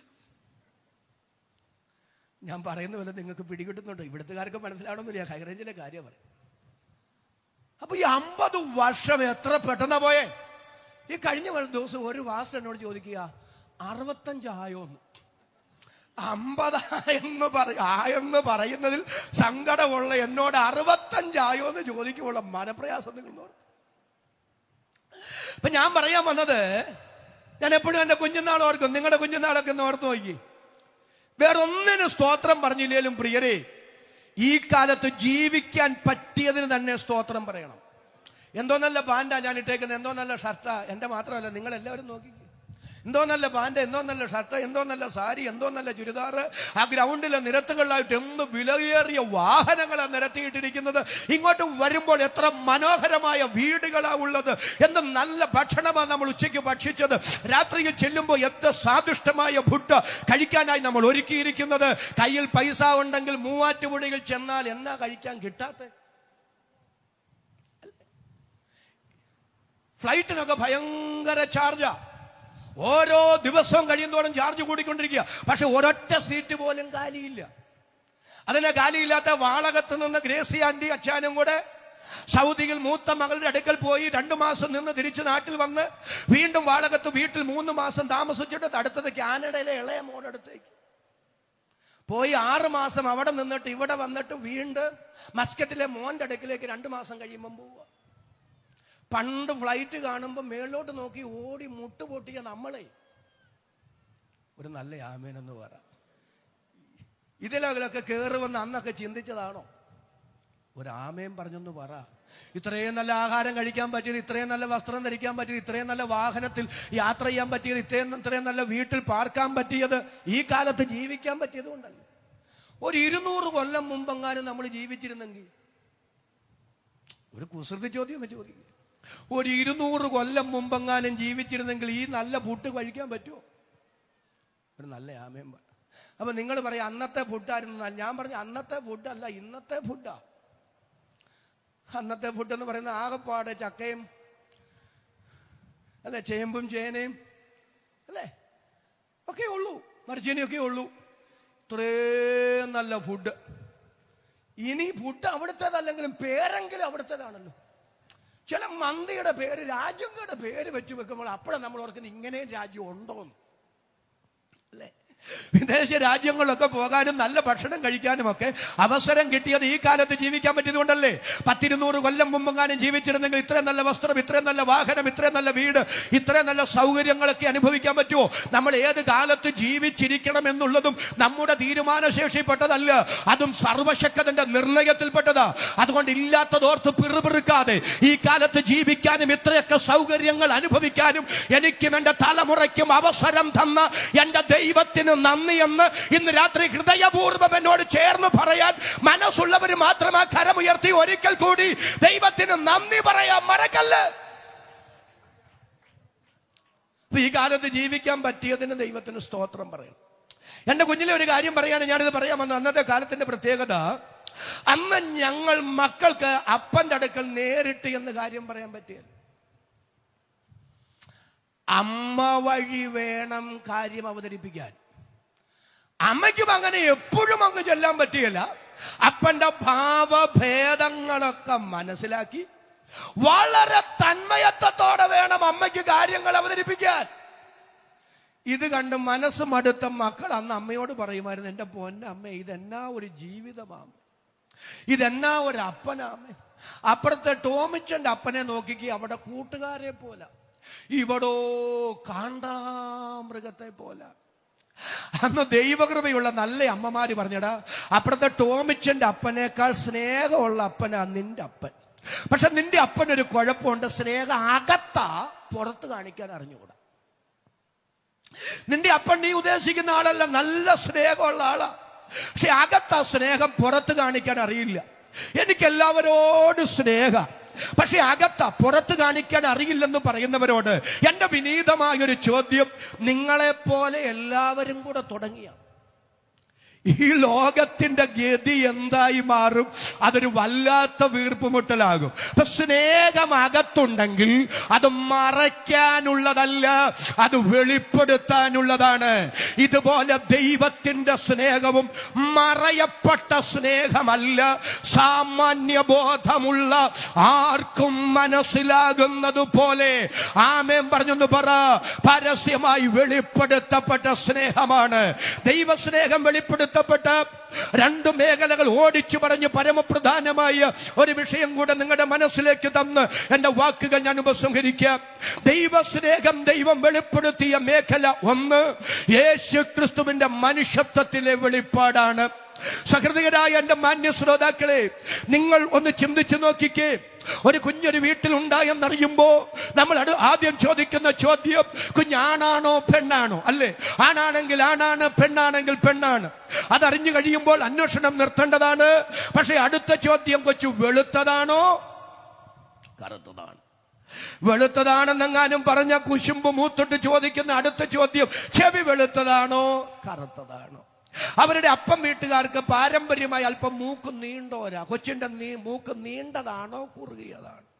എന്തെല്ലാം കാര്യങ്ങൾ കിള്ളിക്കിഴിഞ്ഞ് ചോദിച്ചാൽ ചില മനുഷ്യർക്ക് ഉറക്കം വരിക. അപ്പൊ വെളുത്തതാണോ കറുത്തതാണോ, ആണാണോ പെണ്ണാണോ, മുടിയുണ്ടോ മുടിയില്ല, എന്തെല്ലാം കാര്യങ്ങൾ കിള്ളിക്കിഴിഞ്ഞ് ചോദിച്ചാലും ആ കുഞ്ഞിനെ എന്നാ തുണി കൊണ്ടാ പൊതിഞ്ഞു പിടിച്ചിരിക്കുന്നതെന്ന് നിങ്ങൾ ആരെങ്കിലും അന്വേഷിച്ചിട്ടുണ്ടോ, ചോദിച്ചിട്ടുണ്ടോ? നിങ്ങളോട് ആരെങ്കിലും അങ്ങനെ ചോദിച്ചിട്ടുണ്ടോ? ഇല്ല. ഒരു കുഞ്ഞുണ്ടായാൽ മറ്റു പലതും ചോദിക്കും, പക്ഷേ ഒരു കുഞ്ഞുണ്ടായാൽ ആ കുഞ്ഞിനെ എന്നാ തുണി കൊണ്ടാ പൊതിഞ്ഞു പിടിച്ചിരിക്കുന്നതെന്ന് നാം ചോദിക്കാറില്ല, അന്വേഷിക്കാറില്ല. എന്താ കാരണം? ഒരു കുഞ്ഞുണ്ടായാൽ ആ കുഞ്ഞിനെ ഏതെങ്കിലും ഒരു തുണി കൊണ്ട് പൊതിഞ്ഞു പിടിക്കും. അതെടുത്ത് ചോദിക്കത്തക്ക സവിശേഷതയുള്ള ഗൗരവമായ കാര്യമല്ല, അത് സാമാന്യ കാര്യം മാത്രമാണ്. എന്നാൽ വിശുദ്ധ വേദപുസ്തകത്തിൽ ഒരു നവജാത ശിശുവിനെ കുറിച്ച് മാത്രം ആധികാരിക ചരിത്ര രേഖയുണ്ട്. അദ്ദേഹത്തെ എങ്ങനെ കിടത്തിയതെന്ന് ഒന്ന് പെട്ടെന്ന് വായിക്കാമോ? വിശുദ്ധ ലൂക്കോസിന്റെ സുവിശേഷം 2-ാം അധ്യായം അതിന്റെ 7-ാമത്തെ വാക്യവും 12-ാമത്തെ വാക്യവും. വിശുദ്ധ ലൂക്കോസിന്റെ സുവിശേഷം 2-ാം അധ്യായം അതിന്റെ 7-ാമത്തെ വാക്യവും 12-ാമത്തെ വാക്യവും. അവൾ ആദിജാതനായ മകനെ പ്രസവിച്ചു. പ്രബുദ്ധരായ എന്റെ മാന്യ ശ്രോതാക്കളെ, ഈ രാത്രി തിരിച്ചറിയുക, അവൾ ഏകജാതനായ മകനെ പ്രസവിച്ചെന്നല്ല തിരുവെഴുത്ത് പറയുന്നത്. ആകാശം മാറിയാലും ഭൂമി മാറിയാലും മാറാത്ത വിശുദ്ധ ബൈബിൾ, ദൈവത്തിന്റെ വചനം പറയുന്നു, അവൾ ആദ്യജാതനായ മകനെ പ്രസവിച്ചു. അടുത്തത്, ശീലകൾ ചുറ്റി വഴിയമ്പലത്തിൽ അവർക്ക് സ്ഥലമില്ലായകയാൽ പശുത്തൊട്ടിയിൽ കിടത്തി. ശീലകൾ ചുറ്റി പശുത്തൊട്ടിയിൽ അവർക്ക് സ്ഥലമില്ലായകയാൽ പശുത്തൊട്ടിയിൽ കിടത്തി. 12-ാമത്തെ വാക്യം ഞാൻ പറഞ്ഞുവിടാം. നിങ്ങൾക്കടയാളമോ ശീലകൾ ചുറ്റി പശുത്തൊട്ടിയിൽ കിടത്തപ്പെട്ടിരിക്കുന്ന ഒരു ശിശുവിനെ കാണും. ഞാൻ നിങ്ങളോട് ചോദിക്കുന്നു, ഒരു കുഞ്ഞുണ്ടായാൽ ആ കുഞ്ഞിനെ ഏതെങ്കിലും ഒരു തുണി കൊണ്ട് പൊതിഞ്ഞു പിടിക്കുക, അത് കേവലം നിസ്സാരമായ സാമാന്യമായ കാര്യമാണെങ്കിൽ എന്തുകൊണ്ട് യേശു ക്രിസ്തുവിന്റെ ജനന വൃത്താന്തം തിരുവെഴുത്തിൽ പരിശുദ്ധാത്മാവ് രേഖപ്പെടുത്തുമ്പോൾ 2 പ്രാവശ്യം ആവർത്തിച്ചുദ്ധരിക്കുന്നു, ശീലകൾ ചുറ്റി പശുത്തൊട്ടിയിൽ കിടത്തിയെന്ന്? അങ്ങനെ പറയാൻ കാരണം ഈ ശീലകൾക്കകത്ത് പൊതിയപ്പെട്ട് കിടത്തപ്പെട്ടിരിക്കുന്ന ഈ ശിശുവുണ്ടല്ലോ, ഇദ്ദേഹം പണ്ടിങ്ങനെ ആയിരുന്നില്ല. പിന്നെ അദ്ദേഹം എങ്ങനെയായിരുന്നു? 104-ാം സങ്കീർത്തനം, വളരെ വേഗത്തിൽ 104-ാം സങ്കീർത്തനം 1-2 വാക്യങ്ങൾ. എൻ മനമേ, യെസ്,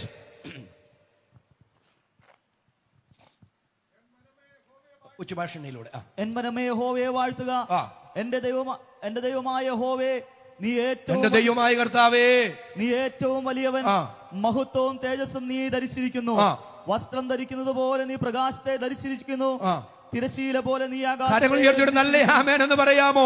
എൻ മനമേ യഹോവയെ വാഴ്ത്തുക, എന്റെ ദൈവമായ കർത്താവേ, അങ്ങേറ്റവും വലിയവൻ, മഹത്വവും തേജസ്സും അങ്ങ് അണിഞ്ഞിരിക്കുന്നു. വസ്ത്രം ധരിക്കും പോലെ അങ്ങ് പ്രകാശത്തെ ധരിച്ചിരിക്കുന്നു. മഹത്വം അണിഞ്ഞിരുന്നവൻ, തേജസ് അണിഞ്ഞിരുന്നവൻ, വസ്ത്രം ധരിക്കും പോലെ പ്രകാശത്തെ ധരിച്ചിരുന്നവൻ, ആ മഹത്വം വേണ്ടെന്ന് വെച്ച്, ആ തേജസ് വേണ്ടെന്ന് വെച്ച്, പ്രകാശം വേണ്ടെന്ന് വെച്ച് ഒരു കാലിത്തൊഴുത്തിൽ ശീലകൾക്കകത്ത് പൊതിയപ്പെട്ട് കിടത്തപ്പെട്ടു.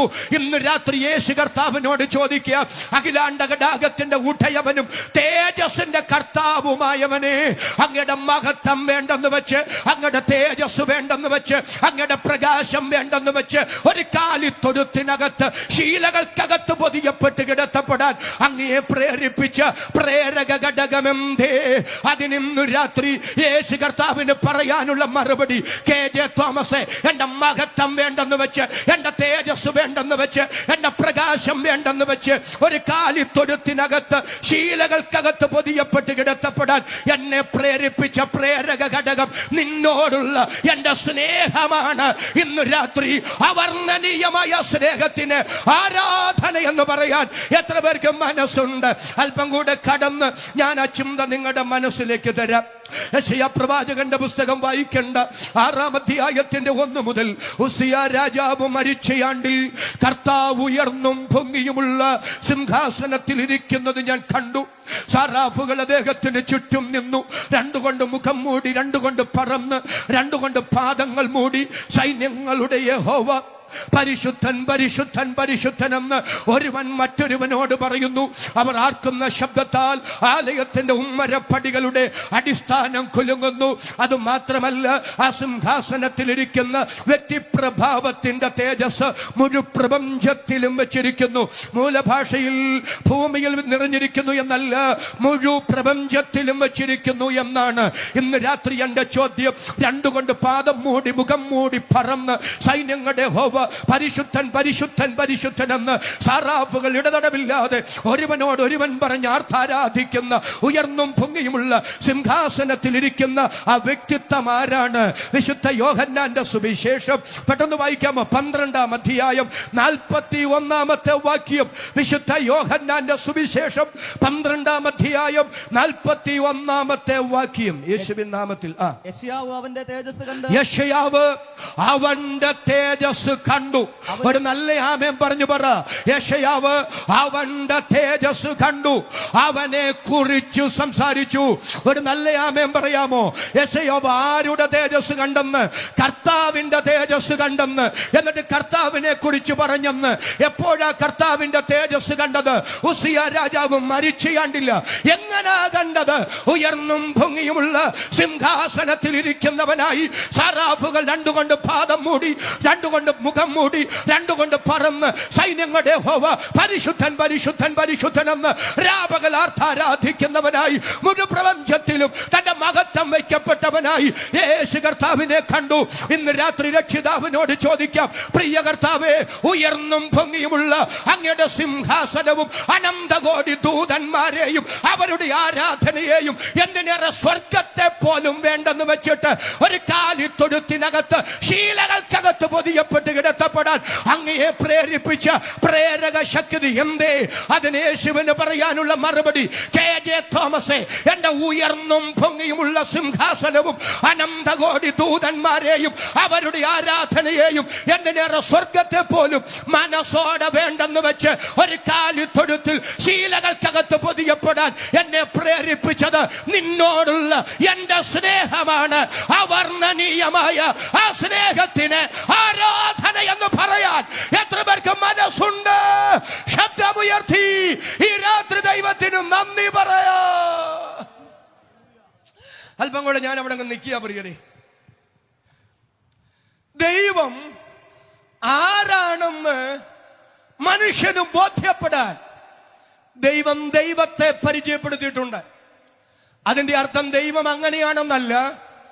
പരിമിതനായ മനുഷ്യന് ദൈവത്തിന്റെ വലിപ്പം വ്യക്തമാകപ്പെടാൻ ദൈവം തന്നെ അങ്ങനെ പരിചയപ്പെടുത്തുന്നതാണ്.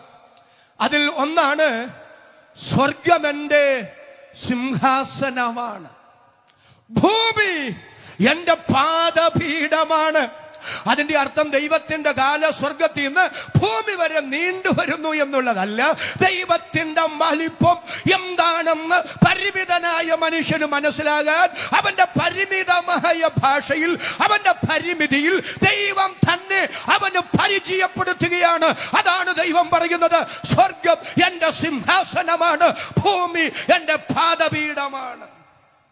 ശലോമോൻ പറയുന്നു, ദൈവമേ അങ്ങ് സ്വർഗത്തിലും സ്വർഗാദി സ്വർഗങ്ങളിലും അടങ്ങിയിരിക്കുന്നവനല്ല.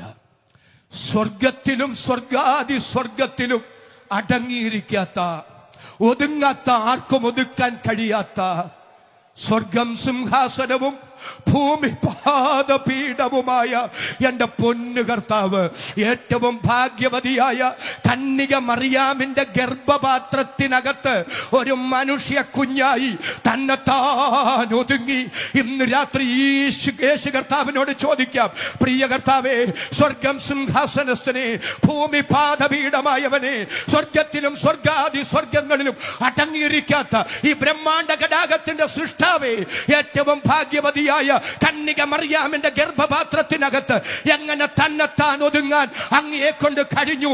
ഇന്ന് രാത്രി യേശുവിന് പറയാനുള്ള മറുപടി, അങ്ങനെ ആ ഗർഭപാത്രത്തിനകത്ത് ഒരു മനുഷ്യ കുഞ്ഞായി ഞാൻ ഒതുങ്ങിയതാണ്. നിന്നോടുള്ള എന്റെ ആവർണ്ണനീയമായ സ്നേഹം, അതിനാമേൻ പറയാൻ കഴിയുന്നില്ലെങ്കിൽ വേറെന്തിനാമേൻ പറയും? കരമുയർത്തി ഒരിക്കൽ കൂടി രാത്രി ദൈവത്തിന് സ്തോത്രം ചെയ്യാം. മറക്കരുത്, ദൈവത്തിന്റെ സ്നേഹം ദൈവം വെളിപ്പെടുത്തിയ ഒന്നാമത്തെ മേഖല യേശുവിന്റെ ജഡത്തിലെ വെളിപ്പാടാണ്. ഇവിടെ ലൈവൊക്കെ പോകുന്നതുകൊണ്ട് ഞാൻ ഒത്തിരി കാര്യം വിട്ടു പറയുന്നുണ്ട്, മനസ്സോടെ വേണ്ടെന്ന് വെച്ച്. കാരണം ചില പ്രബോധനങ്ങൾ കൂടെ ഇടയ്ക്കൊന്ന് പറയണമെന്ന് എനിക്കുണ്ട്. ഞങ്ങളെപ്പോലുള്ള പാസ്റ്റർമാരൊക്കെ ആവേശം പ്രസംഗത്തിൽ ഉച്ചസ്ഥായിലെത്തുമ്പോൾ വിളിച്ചു പറയാറുണ്ട്, ഞങ്ങൾ പ്രസംഗിക്കുന്നത് പുൽക്കൂട്ടി കിടന്ന യേശുവിനെ അല്ല. ഒരാമേൻ പറഞ്ഞു പറ, ഉയർത്തെഴുന്നേറ്റ കർത്താവിനെയാ. അപ്പൊ പുൽക്കൂട്ടിൽ വീണ യേശു ഏതാണ്ട് ഹീനകാര്യമെന്ന് അറിഞ്ഞോ അറിയാതെയോ നമ്മുടെ അകത്ത് കയറിയിട്ടുണ്ട്. പക്ഷെ അങ്ങനെ ചിന്തിക്കരുത്. പുൽക്കൂട്ടിൽ വീണ യേശുവും ഉയർത്ത കർത്താവും നമുക്ക് ഒരുപോലെയാണ്. ഇത് രണ്ടും നമ്മോടുള്ള ദൈവ സ്നേഹത്തിന്റെ ഉജ്ജ്വല പ്രദർശനമാണെന്ന് എന്നോട് ചേർന്ന് കരതീർന്നാമേം പറഞ്ഞു പറയാൻ എത്ര പേർക്ക് മനസ്സുണ്ട്? അവർക്കായി ഞാൻ ദൈവത്തിന് സ്തോത്രം ചെയ്യുന്നു. മാനവവർഗത്തോടുള്ള എന്റെ ദൈവത്തിന്റെ അതുല്യ സ്നേഹത്തിന്റെ ഉന്നത വെളിപ്പാടാണ് ജഡത്തിൽ വെളിപ്പെട്ട യേശു. രണ്ടാമത്തേത്, എനിക്ക് വാക്യം വായിച്ച് ഒത്തിരി കാര്യം പറയാൻ ആഗ്രഹമുണ്ട്. പക്ഷേ ഒരു കാര്യം കൂടെ പറഞ്ഞിട്ട് പ്രധാനപ്പെട്ട ഒരു കാര്യത്തിലേക്ക് ഞാൻ വരും. അപ്പൊ ഈ പറയുന്ന ഒന്നും പ്രധാനമല്ലെന്ന് ചോദിച്ചാൽ പ്രധാനമാണ്. പക്ഷെ ഇതിന്റെ പ്രാധാന്യത ഇനി പറയാനിരിക്കുന്നതിനകത്താണ് അടങ്ങിയിരിക്കുന്നത്. എന്നാൽ ഒന്നുകൂടെ ഒന്ന് പറയട്ടെ, മാനവവർഗത്തോടുള്ള ദൈവത്തിന്റെ സ്നേഹം ദൈവം വെളിപ്പെടുത്തി അടുത്ത മേഖല യേശുക്രിസ്തുവിന്റെ ക്രൂശു മരണമാണ്. റോമാലേഖനം വായിക്കേണ്ട 5-ാം അധ്യായത്തിന്റെ 6 മുതലുള്ള വാക്യങ്ങൾ വീട്ടിൽ ചെന്ന് വായിച്ചാൽ മതി. നീതിമാന്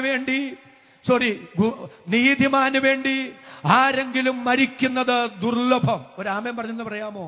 നീതിമാന് വേണ്ടി ആരെങ്കിലും മരിക്കുന്നത് ദുർലഭം. ഗുണവാന് വേണ്ടി പക്ഷേ മരിക്കാൻ തുനിയുമായിരിക്കും.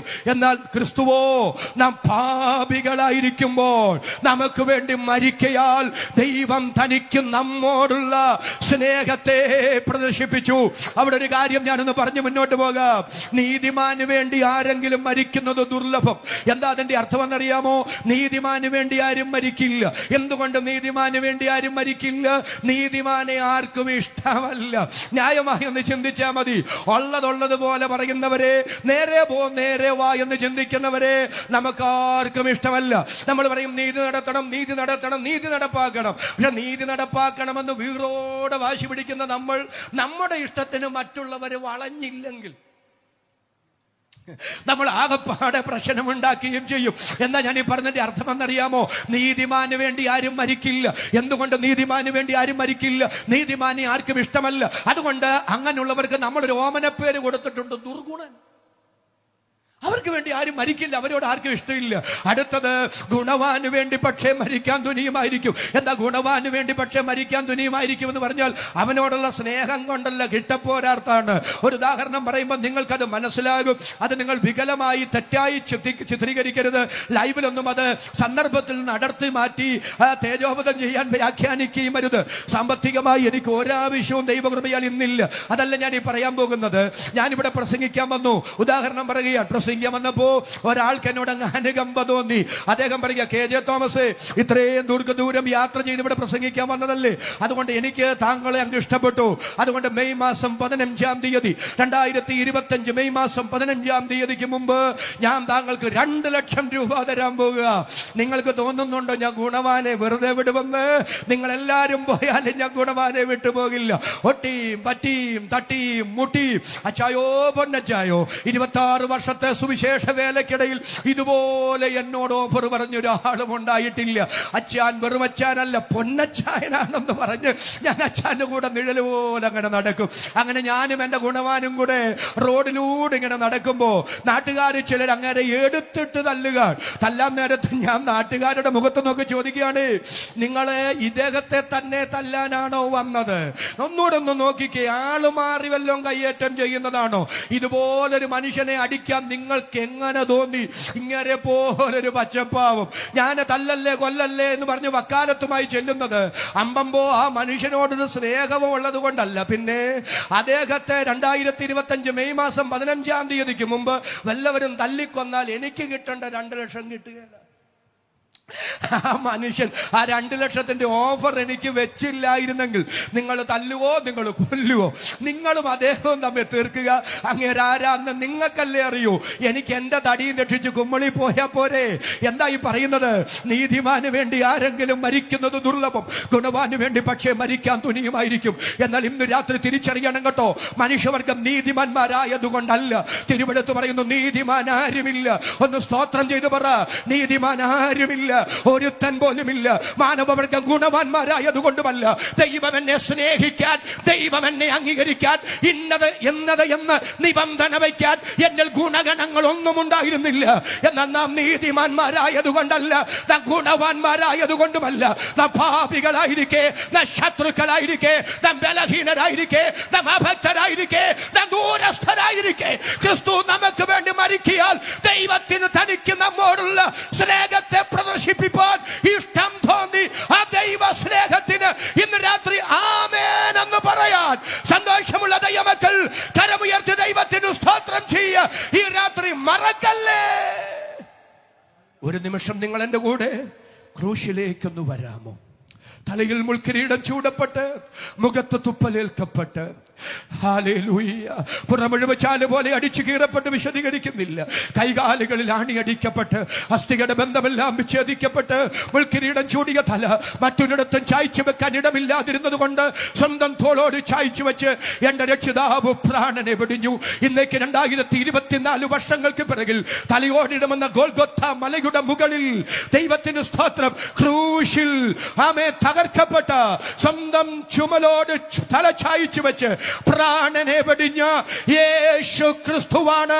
തന്റെ ക്രൂശും മരണമാണ് മാനവവർഗത്തോടുള്ള ദൈവ സ്നേഹത്തിന്റെ ഉജ്ജ്വലമായ വെളിപ്പാട്. അത് പറയാൻ ഈ രാത്രി എനിക്ക് ആയുസ്സു തന്ന്, എനിക്ക് ആരോഗ്യം തന്ന് എന്റെ ദൈവത്തിനു സ്തോത്രം. നീ അതിപ്രധാനമെന്ന് ഞാൻ പറഞ്ഞ അടുത്ത കാര്യം പറഞ്ഞ് അവസാനിപ്പിക്കുകയാണ്. എന്തിനു ദൈവം നമ്മെ സ്നേഹിച്ചു? ആ വാക്യം പറയുന്നു, തൻ്റെ ഏകജാതനായ പുത്രനിൽ വിശ്വസിക്കുന്ന ഏവനും നശിച്ചു പോകാതെ നിത്യജീവൻ പ്രാപിക്കേണ്ടുന്നതിന് ദൈവം യേശുക്രിസ്തുവിനെ നൽകുവാൻ തക്കവണ്ണം ലോകത്തെ അത്രയ്ക്കു സ്നേഹിച്ചു. എന്തിനു ദൈവം നമ്മെ സ്നേഹിച്ചു? രണ്ട് കാര്യത്തിന് ദൈവം നമ്മെ സ്നേഹിച്ചു. ഒന്ന്, നിത്യജീവൻ തരാൻ സ്നേഹിച്ചു. രണ്ട്, നശിച്ചു പോകാതിരിക്കാൻ സ്നേഹിച്ചു. എന്താ നിത്യജീവൻ തരാൻ സ്നേഹിച്ചു എന്ന് പറഞ്ഞാൽ? എന്താ നശിച്ചു പോകാതിരിക്കാൻ സ്നേഹിച്ചു എന്ന് പറഞ്ഞാൽ? ഓരോന്നും 2 മിനിറ്റ് കൊണ്ട് ഓടിച്ചു പറയാൻ ഞാൻ ആഗ്രഹിക്കുകയാണ്. നിത്യജീവൻ എന്ന് പറഞ്ഞാൽ എന്താ? നിത്യജീവൻ എന്നതുകൊണ്ട് നമ്മൾ ഉദ്ദേശിക്കുന്നത് ഒരിക്കലും തീരാത്ത ജീവിതമെന്നാണ്.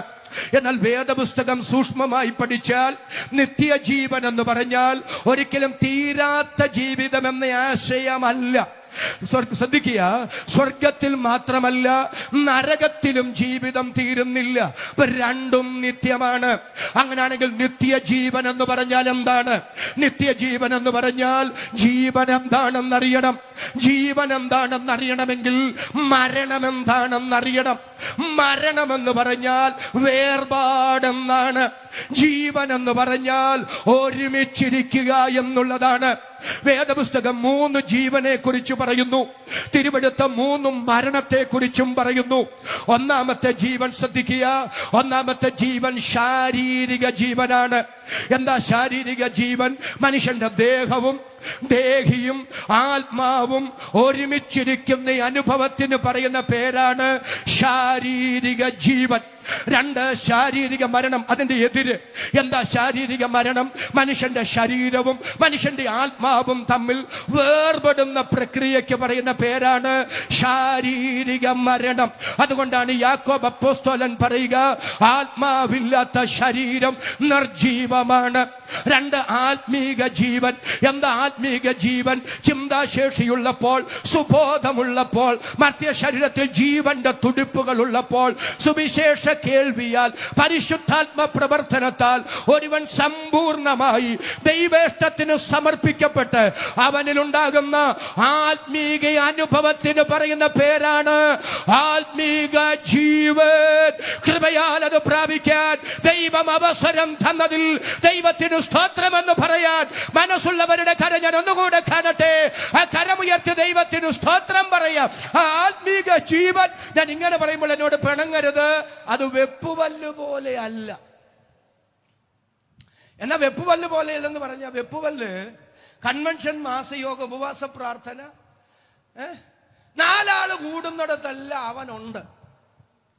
എന്നാൽ ആരും കാണാത്തപ്പോൾ അവൻ വല്ല ലായനിയിലുമാണ്. ഇതല്ല ആത്മീക ജീവൻ. 4 ആള് കൂടുന്നിടത്ത് കാട്ടിക്കൂട്ടുന്ന പ്രകടനങ്ങളല്ല ആത്മീക ജീവൻ. രഹസ്യ ജീവിതത്തിലും പരസ്യ ജീവിതത്തിലും, വീട്ടിലും നാട്ടിലും ഹോസ്റ്റലിലും, ജീവിതത്തിന്റെ ഏതും മേഖലകളിലും എന്റെ ദൈവത്തെ പിരിയാൻ കഴിയാതെ ആഴമായി ദൈവവുമായി സ്ഥാപിച്ച ആഴമായ സ്നേഹ കൂട്ടായ്മ ബന്ധത്തിന് പറയുന്ന പേരാ ആത്മീക ജീവൻ. ഇന്ന് രാത്രി വരെ അത് അനുഭവിക്കാൻ കഴിഞ്ഞിട്ടില്ലെങ്കിൽ അതെനിക്കൊന്ന് അനുഭവിക്കാൻ കൃപ തരണമെന്ന് ആത്മാവിൽ സടകുടഞ്ഞു പ്രാർത്ഥിക്കുന്ന എത്ര പേര് ഇവിടെ വന്നിട്ടുണ്ട്? അവർക്കായി ഞാൻ ദൈവത്തെ സ്തുതിക്കുന്നു. അതിന്റെയൊക്കെ മനോഹര വിശദീകരണം പറയേണ്ടത് യോഹന്നാൻ 15 വീട്ടിൽ ചെന്ന് വായിച്ചാൽ മതി. ഞാൻ സാക്ഷാൽ മുന്തിരിവള്ളി. ഒരാമേനൊന്ന് പറ. എന്റെ പിതാവ് തോട്ടക്കാരൻ. അടുത്തതെല്ലാം വീട്ടിൽ ചെന്ന് വായിച്ചാൽ മതി. കൊമ്പിന് മുന്തിരിവള്ളിയിൽ വസിച്ചിട്ടല്ലാതെ സ്വയമായി കായ്പാൻ കഴിയാത്തതുപോലെ കൊമ്പും മുന്തിരി വള്ളിയും പോലെ ഹല്ലേലൂയ അഭേദ്യമായി എന്റെ ദൈവവുമായി ആ സ്നേഹബന്ധത്തിൽ ഈ മണ്ണിൽ ജീവിക്കാൻ കഴിയും. പ്രിയരെ, യേശു ക്രിസ്തുവിന്റെ നാമത്തിൽ എത്ര പേർ ആത്മാവിൽ സ്തോത്രം ചെയ്ത് പറയും, എന്റെ പുത്തുപരുത്തി ആത്മീക ജീവിതം എനിക്ക് വേണ്ട. പ്രാർത്ഥിച്ചാലും പ്രാർത്ഥിച്ചില്ലെങ്കിലും, ബൈബിൾ വായിച്ചാലും വായിച്ചില്ലെങ്കിലും, വിശുദ്ധ ജീവിതം നയിച്ചാലും നയിച്ചില്ലെങ്കിലും, ഈ ആന്തരികമായി ലേബലിൽ ജീവിക്കുന്ന ആ അനുഭവത്തിന്റെ കെട്ടിന്ന് രാത്രി പൊട്ടിയിട്ട് പരിശുദ്ധ നിയോഗത്താലും കർത്താവിനോടുള്ള ആഴമായ സ്നേഹ കൂട്ടായ്മയാലും ഈ മണ്ണിൽ എനിക്ക് ജീവിക്കാൻ കഴിയുന്ന ഒരു ജയ ജീവിതമുണ്ട്. അതാണ് ആത്മീക ജീവിതമെങ്കിൽ ഇന്ന് രാത്രി ആ ജീവിതത്തിലേക്ക് എന്നെ കൊണ്ടെത്തിക്കണമെന്ന് ആത്മാവിൽ ആത്മാവിൽ സ്തോത്രം ചെയ്ത് പ്രാർത്ഥിക്കുന്ന എത്ര പേര് ഇവിടെ വന്നിട്ടുണ്ട്? അവർക്കായി ഞാൻ ദൈവത്തെ സ്തുതിക്കുന്നു. മറക്കരുത്, അതാണ് ആത്മീക ജീവൻ. സ്വോത്രം സ്വോത്രം സ്വോത്രം സ്വോത്രം. എനിക്ക് ചില പ്രബോധനങ്ങൾ അവിടെ പറഞ്ഞാൽ കൊള്ളാമെന്നുണ്ട്, പക്ഷെ ഞാൻ വിഴുങ്ങുക. കർത്താവുമായി ബന്ധമുണ്ടോ? ആഴമായ സ്നേഹക്കൂട്ടായ്മ ബന്ധം ദൈവവുമായി ഉണ്ടോ? അതോ ആത്മീക ജീവിതം കേവലം യാന്ത്രികതയാണോ? ഒഴുക്കിനൊത്തു നീന്തുന്ന ഒരു വല്ലാത്ത ആത്മീക അനുഭവമാണെങ്കിൽ മനസാക്ഷി കുത്തുന്നില്ലേ? അതിൻ്റെ അകത്ത് അതൃപ്തി ഉണ്ടാകുന്നില്ലേ? എനിക്കിങ്ങനെ ജീവിച്ച പോരാ, എനിക്ക് കർത്താവുമായുള്ള സ്നേഹബന്ധം ഇങ്ങനെ പോരാ, ഇതിനേക്കാൾ മെച്ചമായ ഒരു ആത്മീക അനുഭവം എനിക്ക് വേണമെന്ന് ഇതിൻ്റെ അകത്തിരുന്ന് നിറകണ്ണുകളോടെ സമർപ്പണത്തോടെ സ്തോത്രം ചെയ്ത് പ്രാർത്ഥിക്കാൻ തയ്യാറായാൽ സകല ഭാരവും മുറുകെ പറ്റുന്ന പാപവും വിട്ട് നിന്റെ ഓട്ടം സ്ഥിരതയോടെ ഓടാൻ കഴിയുന്ന ഒരാത്മ പകർച്ച ഇന്ന് രാത്രി ഇതിനകത്ത് അയക്കാൻ എന്റെ ദൈവം വിശ്വസ്തനാണ്. എന്നോട് ചേർന്ന് ആമേൻ പറയാൻ എത്ര പേർക്ക് ഈ രാത്രി മനസ്സുണ്ട്? അവർക്കായി ഞാൻ ദൈവത്തെ സ്തുതിക്കുന്നു. പരിശുദ്ധാത്മാവ് ഈ രാത്രി അത് ചെയ്യട്ടെ. അടുത്തത് ആത്മീക മരണം. സുബോധമുള്ളപ്പോൾ, ചിന്താശേഷിയുള്ളപ്പോൾ, മർത്യ ശരീരത്തിൽ ജീവന്റെ തുടിപ്പുകൾ ഉള്ളപ്പോൾ സുവിശേഷം കേൾക്കാനും അത് മനസ്സിലാക്കാനും ധാരാളം അവസരങ്ങൾ ദൈവം തന്നിട്ടും ബോധപൂർവം സുവിശേഷ സത്യങ്ങളിൽ നിന്ന് അകന്നു മാറിക്കഴിയുന്ന അനുഭവമാണ് ആത്മീക മരണം. എന്നാൽ ഇന്ന് രാത്രി ഞാൻ സ്തോത്രം ചെയ്ത് പറയാം, ബഹുമാന്യരായ കർത്തൃദാസന്മാർ ലോകത്തിന്റെ വിവിധ ഭാഗങ്ങളിൽ നിന്ന് ഇവിടെ പറന്നെത്തി. ഞാൻ ഇവിടെ ഗ്രൗണ്ടിൽ വന്നപ്പോൾ ഒത്തിരി ദൈവത്തിന് സ്തോത്രം ചെയ്തു. എത്ര ശാരീരിക അധ്വാനം ഈ ഗ്രൗണ്ട് ഇങ്ങനെയാക്കാൻ, ഈ റോഡ് ഇങ്ങനെ വൃത്തിയാക്കാൻ അവര് എത്രമാത്രം പണവും ശാരീരിക അധ്വാനവും ചെലവഴിച്ചിട്ടുണ്ട്. ഇതൊക്കെ ഇങ്ങനെ ക്രമീകരിക്കാൻ കാരണം ഉറപ്പുള്ളത് കൊണ്ടാണ്. എന്താണ് ഉറപ്പെന്നറിയാമോ? പൗലോസ് തിമത്തിയോസിനോട് പറയുന്നത് പോലെ ഇപ്പോൾ സുവിശേഷത്താൽ ജീവനും അക്ഷയതയും വെളിപ്പെടുത്തി. ഇന്നല്ലെങ്കിൽ നാളെ, നാളെയല്ലെങ്കിൽ മറ്റൊരിക്കൽ ഇവിടെ മുഴങ്ങുന്ന വചനത്തിന്റെ ശബ്ദത്താൽ ആത്മീക മരണത്തിന്റെ കെട്ടുപൊട്ടിച്ച് ചിലരെ ദൈവകൃപയിലേക്ക് കൊണ്ടുവരാൻ വചനത്തിന് കഴിയും, സുവിശേഷത്തിന് കഴിയും.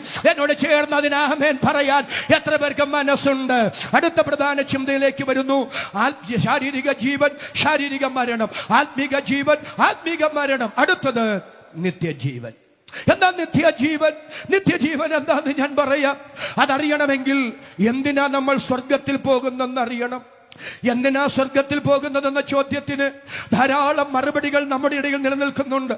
പലരും സ്വർഗത്തിൽ പോകാനിരിക്കുന്നത് പുത്തനാം യെരൂശലേം അവിടെ ഉള്ളത് കൊണ്ട്, മുത്തുപവിഴം, മാണിക്യം, മരതകം, ഗോമേതകം, പുഷ്യരാഗം, ഇന്ദ്രനീലം എന്നിങ്ങനെ നഗവർണികളോടുകൂടെ തീർത്ത സ്വച്ഛസ്ഫടിക തുല്യമായ തങ്കത്താഴിക കുടങ്ങളോടുകൂടിയ പുത്തനാം യെരൂശലേം അവിടെ ഉള്ളത് കൊണ്ട് ചിലർ സ്വർഗത്തിൽ പോകാനിരിക്കുന്നത്, മറ്റു ചിലർ സ്വർഗത്തിൽ പോകാനിരിക്കുന്നത് അവിടെ സ്വർണ്ണ തെരുവീഥി ഉള്ളത് കൊണ്ട്, വേറെ ചിലർ സ്വർഗത്തിൽ പോകാനിരിക്കുന്നത് മരിച്ച വിശുദ്ധരുടെ ആത്മാക്കൾ അവിടെ ഉള്ളത് കൊണ്ടാണ്.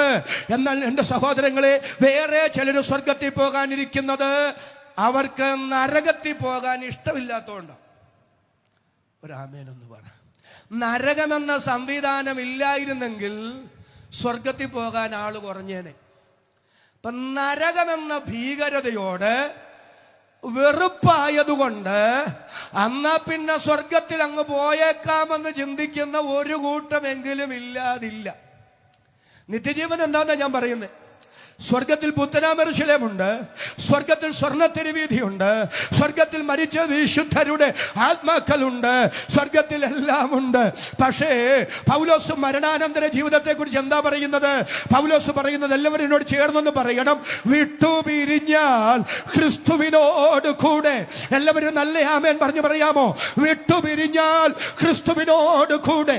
പൗലോസിന് സ്വർഗം സ്വർഗമാകുന്നത് പുത്തനാം യെരൂശലേം ഉള്ളത് കൊണ്ടല്ല, സ്വർണ്ണ തെരുവീഥി ഉള്ളത് കൊണ്ടല്ല, മരിച്ച വിശുദ്ധരുടെ കോടാനുകോടി ആത്മാക്കൾ അവിടെ ഉള്ളത് കൊണ്ടല്ല, യേശു കർത്താവ് അവിടെ ഉള്ളത് കൊണ്ടാണ്. സ്വർഗത്തെ സ്വർഗമാക്കുന്നത് യേശുവിന്റെ സാന്നിധ്യമാണ്. അങ്ങനാണെങ്കിൽ നിത്യജീവൻ എന്ന് പറഞ്ഞാൽ എന്താ? നിത്യജീവൻ എന്ന് പറഞ്ഞാൽ ഇനി ഒരിക്കലും എന്റെ ദൈവത്തെ പിരിയാതെ എന്നേക്കും ദൈവത്തോടൊരുമിച്ച് ജീവിക്കുന്ന ജീവിതമാണ് നിത്യജീവൻ. എന്നോട് ചേർന്ന ആമേൻ പറയാൻ കരുത്തുള്ളവർ മനസ്സുള്ളവരുടെ കരങ്ങൾ ശബ്ദത്തോടെ ഉയർത്തി ഈ രാത്രി ദൈവത്തിന് സ്തോത്രം ചെയ്യുക. പൗലോസ് പറയുന്നു, ഇങ്ങനെ നാം എപ്പോഴും കർത്താവിനോട് കൂടെ ഇരിക്കും. അയ്യോ, നിങ്ങൾക്ക് ഇതൊന്നും കേട്ടിട്ട് രാമൻ പറയാമെന്ന് തോന്നുന്നു. ഇങ്ങനെ നാം എപ്പോഴും സ്തോത്രം സ്തോത്രം കർത്താവിനോട് കൂടെ ഇരിക്കും. മണ്ണിൽ കണ്ണടച്ചാൽ അത് കർത്താവിനോട് ഒരുമിച്ചിരിക്കാനുള്ളൊരു യാത്രയാണെന്ന് ഇന്ന് രാത്രി ഉറപ്പുണ്ടെങ്കിൽ അവർക്കല്ലേ മരണഭയം കൂടാതെ മണ്ണിൽ ജീവിക്കാൻ കഴിയുന്നത്. ഹേ മരണമേ, നിന്റെ ജയമെവിടെ? ഹേ മരണമേ, നിന്റെ വിഷമുള്ളവിടെ? മരണത്തിന്റെ വിഷമുള്ള പാപം, പാപത്തിന്റെ ശക്തിയോ ന്യായപ്രമാണം നമ്മുടെ കർത്താവായ യേശു ക്രിസ്തു മൂലം നമുക്ക് ജയം തന്ന ദൈവത്തിന് സ്തോത്രമെന്ന് പറയാൻ മനസ്സുള്ളവരുടെ കരം ഞാൻ ഒന്നുകൂടെ കാണട്ടെ. ലൈവ് ഉള്ളത് കൊണ്ട് എനിക്ക് അല്പം മടിയുണ്ട് പറയാൻ. വല്ല നിവൃത്തിയുണ്ട് ഞാൻ ഈ പറഞ്ഞു നോക്കുന്നു വെട്ടിക്കളഞ്ഞേക്കണം.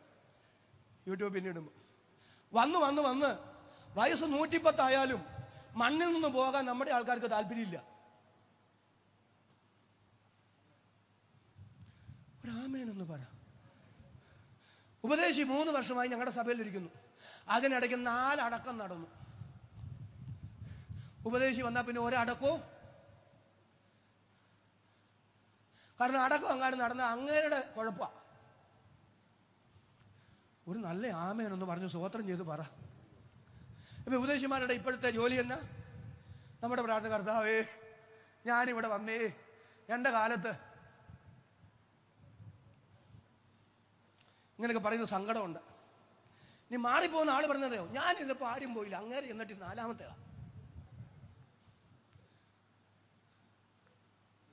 രാത്രി കെട്ടൊക്കെ പൂട്ടണം യേശുവിന്റെ നാമത്തിൽ. ഒന്ന് സ്തോത്രം പറ. ക്രിസ്തീയ ജീവിതം ഇവിടെ കരുവേലകത്തെ പോലെ ജീവിക്കുന്നതല്ല. ദൈവം തന്നെ ആയുസ് എപ്പോൾ ഈ മണ്ണിൽ തീർന്നാലും ചെല്ലുന്നത് കർത്താവിന്റെ അടുക്കിലേക്ക്.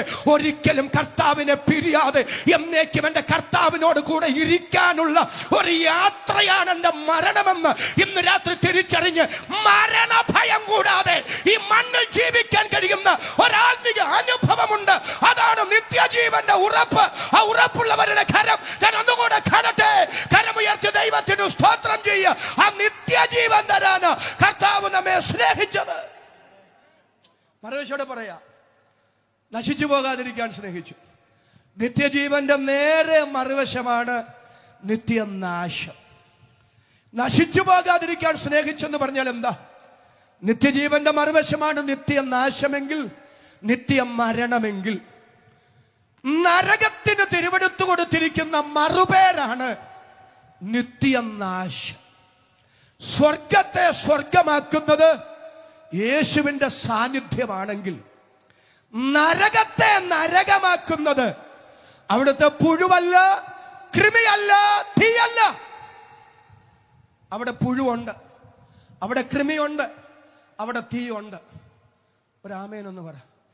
എൻ്റെ കേജ തോമസ് പാസ്റ്ററെ, നരകമുണ്ടെന്നും തീയുണ്ടെന്നും പുഴുവുണ്ടെന്നും കൃമിയുണ്ടെന്നും കേട്ടിട്ട് എത്ര നാളായി. കാരണം ഇത് മനുഷ്യനോട് പറയാനാ നമ്മളെ ദൈവം. ഒരാമേൻ പറ.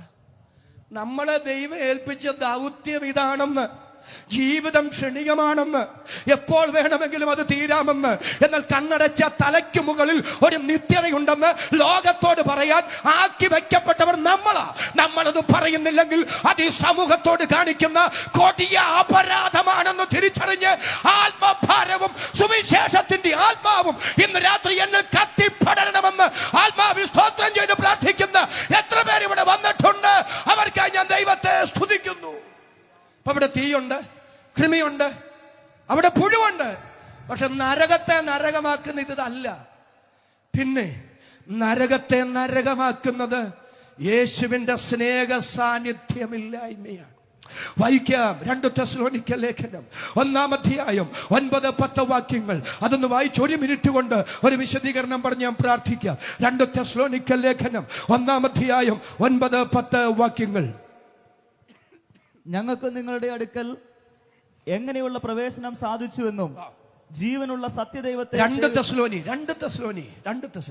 1 തെസ്സലോനി ഇപ്പൊ വായിച്ചു. 2 തെസ്സലോനി 1:9-10. ആ നാളിൽ അവൻ തന്റെ വിശുദ്ധന്മാരിൽ മഹത്വപ്പെടേണ്ടതിനും ഞങ്ങളുടെ സാക്ഷ്യം നിങ്ങൾ വിശ്വസിച്ചതുപോലെ വിശ്വസിച്ച എല്ലാവരിലും താൻ അതിശയ വിഷയം ആകേണ്ടുന്നതിനും വരുമ്പോൾ സുവിശേഷം അനുസരിക്കാത്തവർ കർത്താവിന്റെ സന്നിധാനവും അവന്റെ വല്ലഭത്വത്തോട് കൂടിയ മഹത്വവും വിട്ടകന്ന് അടുത്തത് രാമേം പറഞ്ഞു പറയണം, നിത്യനാശമെന്ന ശിക്ഷാവിധി അനുഭവിക്കും. വളരെ കണ്ണു തുറന്ന് ചെവി കൂർപ്പിച്ചത് കേട്ടോണം. നരകത്തിന്റെ മറുപേര് ഇവിടെ പറയുകയാണ്, നിത്യനാശം. ആ നിത്യനാശത്തിന്റെ പ്രത്യേകത എന്താ? കർത്താവിന്റെ സന്നിധാനവും അവന്റെ വല്ലഭത്വത്തോടു കൂടിയ മഹത്വം വിട്ടകന്ന് നിത്യനാശം എന്ന ശിക്ഷാവിധി. അങ്ങനെയാണെങ്കിൽ നരകത്തിന്റെ പ്രത്യേകത എന്താ? ഇനി ഒരിക്കലും ദൈവത്തോടടുക്കാൻ കഴിയാതെ, അവിടെ നിന്നൊരു കരകയറ്റമില്ലാതെ, മടങ്ങി വരവിന് അവസരമില്ലാതെ, ഇനി ഒരിക്കലും ദൈവത്തോട് നിരക്കാൻ കഴിയാതെ എന്നേക്കും ദൈവത്തിൽ നിന്ന് അകന്നു മാറുന്ന അനുഭവമാണ് നിത്യനാശം, നിത്യ നരകം. ആ നിത്യ നരകത്തിൽ നിബന്ധിക്കാതിരിക്കാനാണ്, ആ നിത്യനാശത്തിൽ നശിക്കാതിരിക്കാനാണ് ദൈവം തന്റെ പുത്രനെ തന്ന്. എന്നോട് ചേർന്ന് കരമുയർത്തിപ്പിടിച്ച് സ്തോത്രം ചെയ്തു പറ, ദൈവം തന്റെ പുത്രനെ മനുഷ്യനായി മണ്ണിൽ അയച്ച് ക്രൂശിൽ മരണത്തിനേൽപ്പിച്ച് ഈ വലിയ രക്ഷ നമുക്ക് തന്നത്. സ്നേഹത്തോടെ വിനയത്തോടെ കാല് പിടിച്ചിന്ന് രാത്രി ഞാൻ പറയുക, എന്റെ മാന്യ സുഹൃത്തെ, മണ്ണിൽ കണ്ണടച്ച ഒന്നുകിൽ നിത്യജീവൻ അല്ലെങ്കിൽ നിത്യനാശം, ഒന്നുകിൽ നിത്യ സ്വർഗം അല്ലെങ്കിൽ നിത്യ നരകം. ഇതിനിടയ്ക്ക് ഈ രണ്ടല്ലാതെ ഒരിടത്താവളമില്ല. ഒരു നല്ല ആമേൻ പറഞ്ഞു പറയാമോ? ഒന്നുകിൽ നിത്യജീവൻ അല്ലെങ്കിൽ നിത്യനാശം, ഒന്നുകിൽ നിത്യ സ്വർഗം അല്ലെങ്കിൽ നിത്യ നരകം. ഇതിനിടയ്ക്ക് ഒരിടത്താവളമില്ല. അങ്ങനാണെങ്കിൽ മണ്ണിൽ കണ്ണടച്ചാൽ ഒരിക്കലും ദൈവത്തെ പിരിയാത്ത ഒരു നിത്യജീവൻ എനിക്കായി എന്റെ ദൈവം ഒരുക്കി വെച്ചിരിക്കുന്നെങ്കിൽ, കണ്ണടച്ച് യേശുവിനെ കൂടാതെ ഈ മണ്ണിൽ കണ്ണടച്ചാൽ ഒരിക്കലും ഇനി അവിടെ നിന്ന് കരകയറാൻ കഴിയാത്ത, ഒരിക്കലും ദൈവത്തോട് നിരക്കാൻ കഴിയാത്ത നിത്യനാശത്തിലേക്കുള്ള യാത്രയാണെങ്കിൽ ഇന്ന് രാത്രി സ്തോത്രം ചെയ്തു പറ, എനിക്ക് നിത്യനാശത്തിൽ ഈ മണ്ണിൽ കണ്ണടച്ചു പോകണ്ട, എനിക്ക് എന്റെ കർത്താവിനോട് ഒരുമിച്ച് നിത്യജീവനിലേക്ക് കടക്കണം. ആത്മാർത്ഥമായി സ്തോത്രം ചെയ്ത് ഈ രാത്രി അത് പറയാൻ മനസ്സുള്ളവരുടെ കരം ഞാൻ ഒന്നുകൂടെ കാണട്ടെ. കരമുയർത്തി ദൈവത്തിന് നന്ദി പറയാം.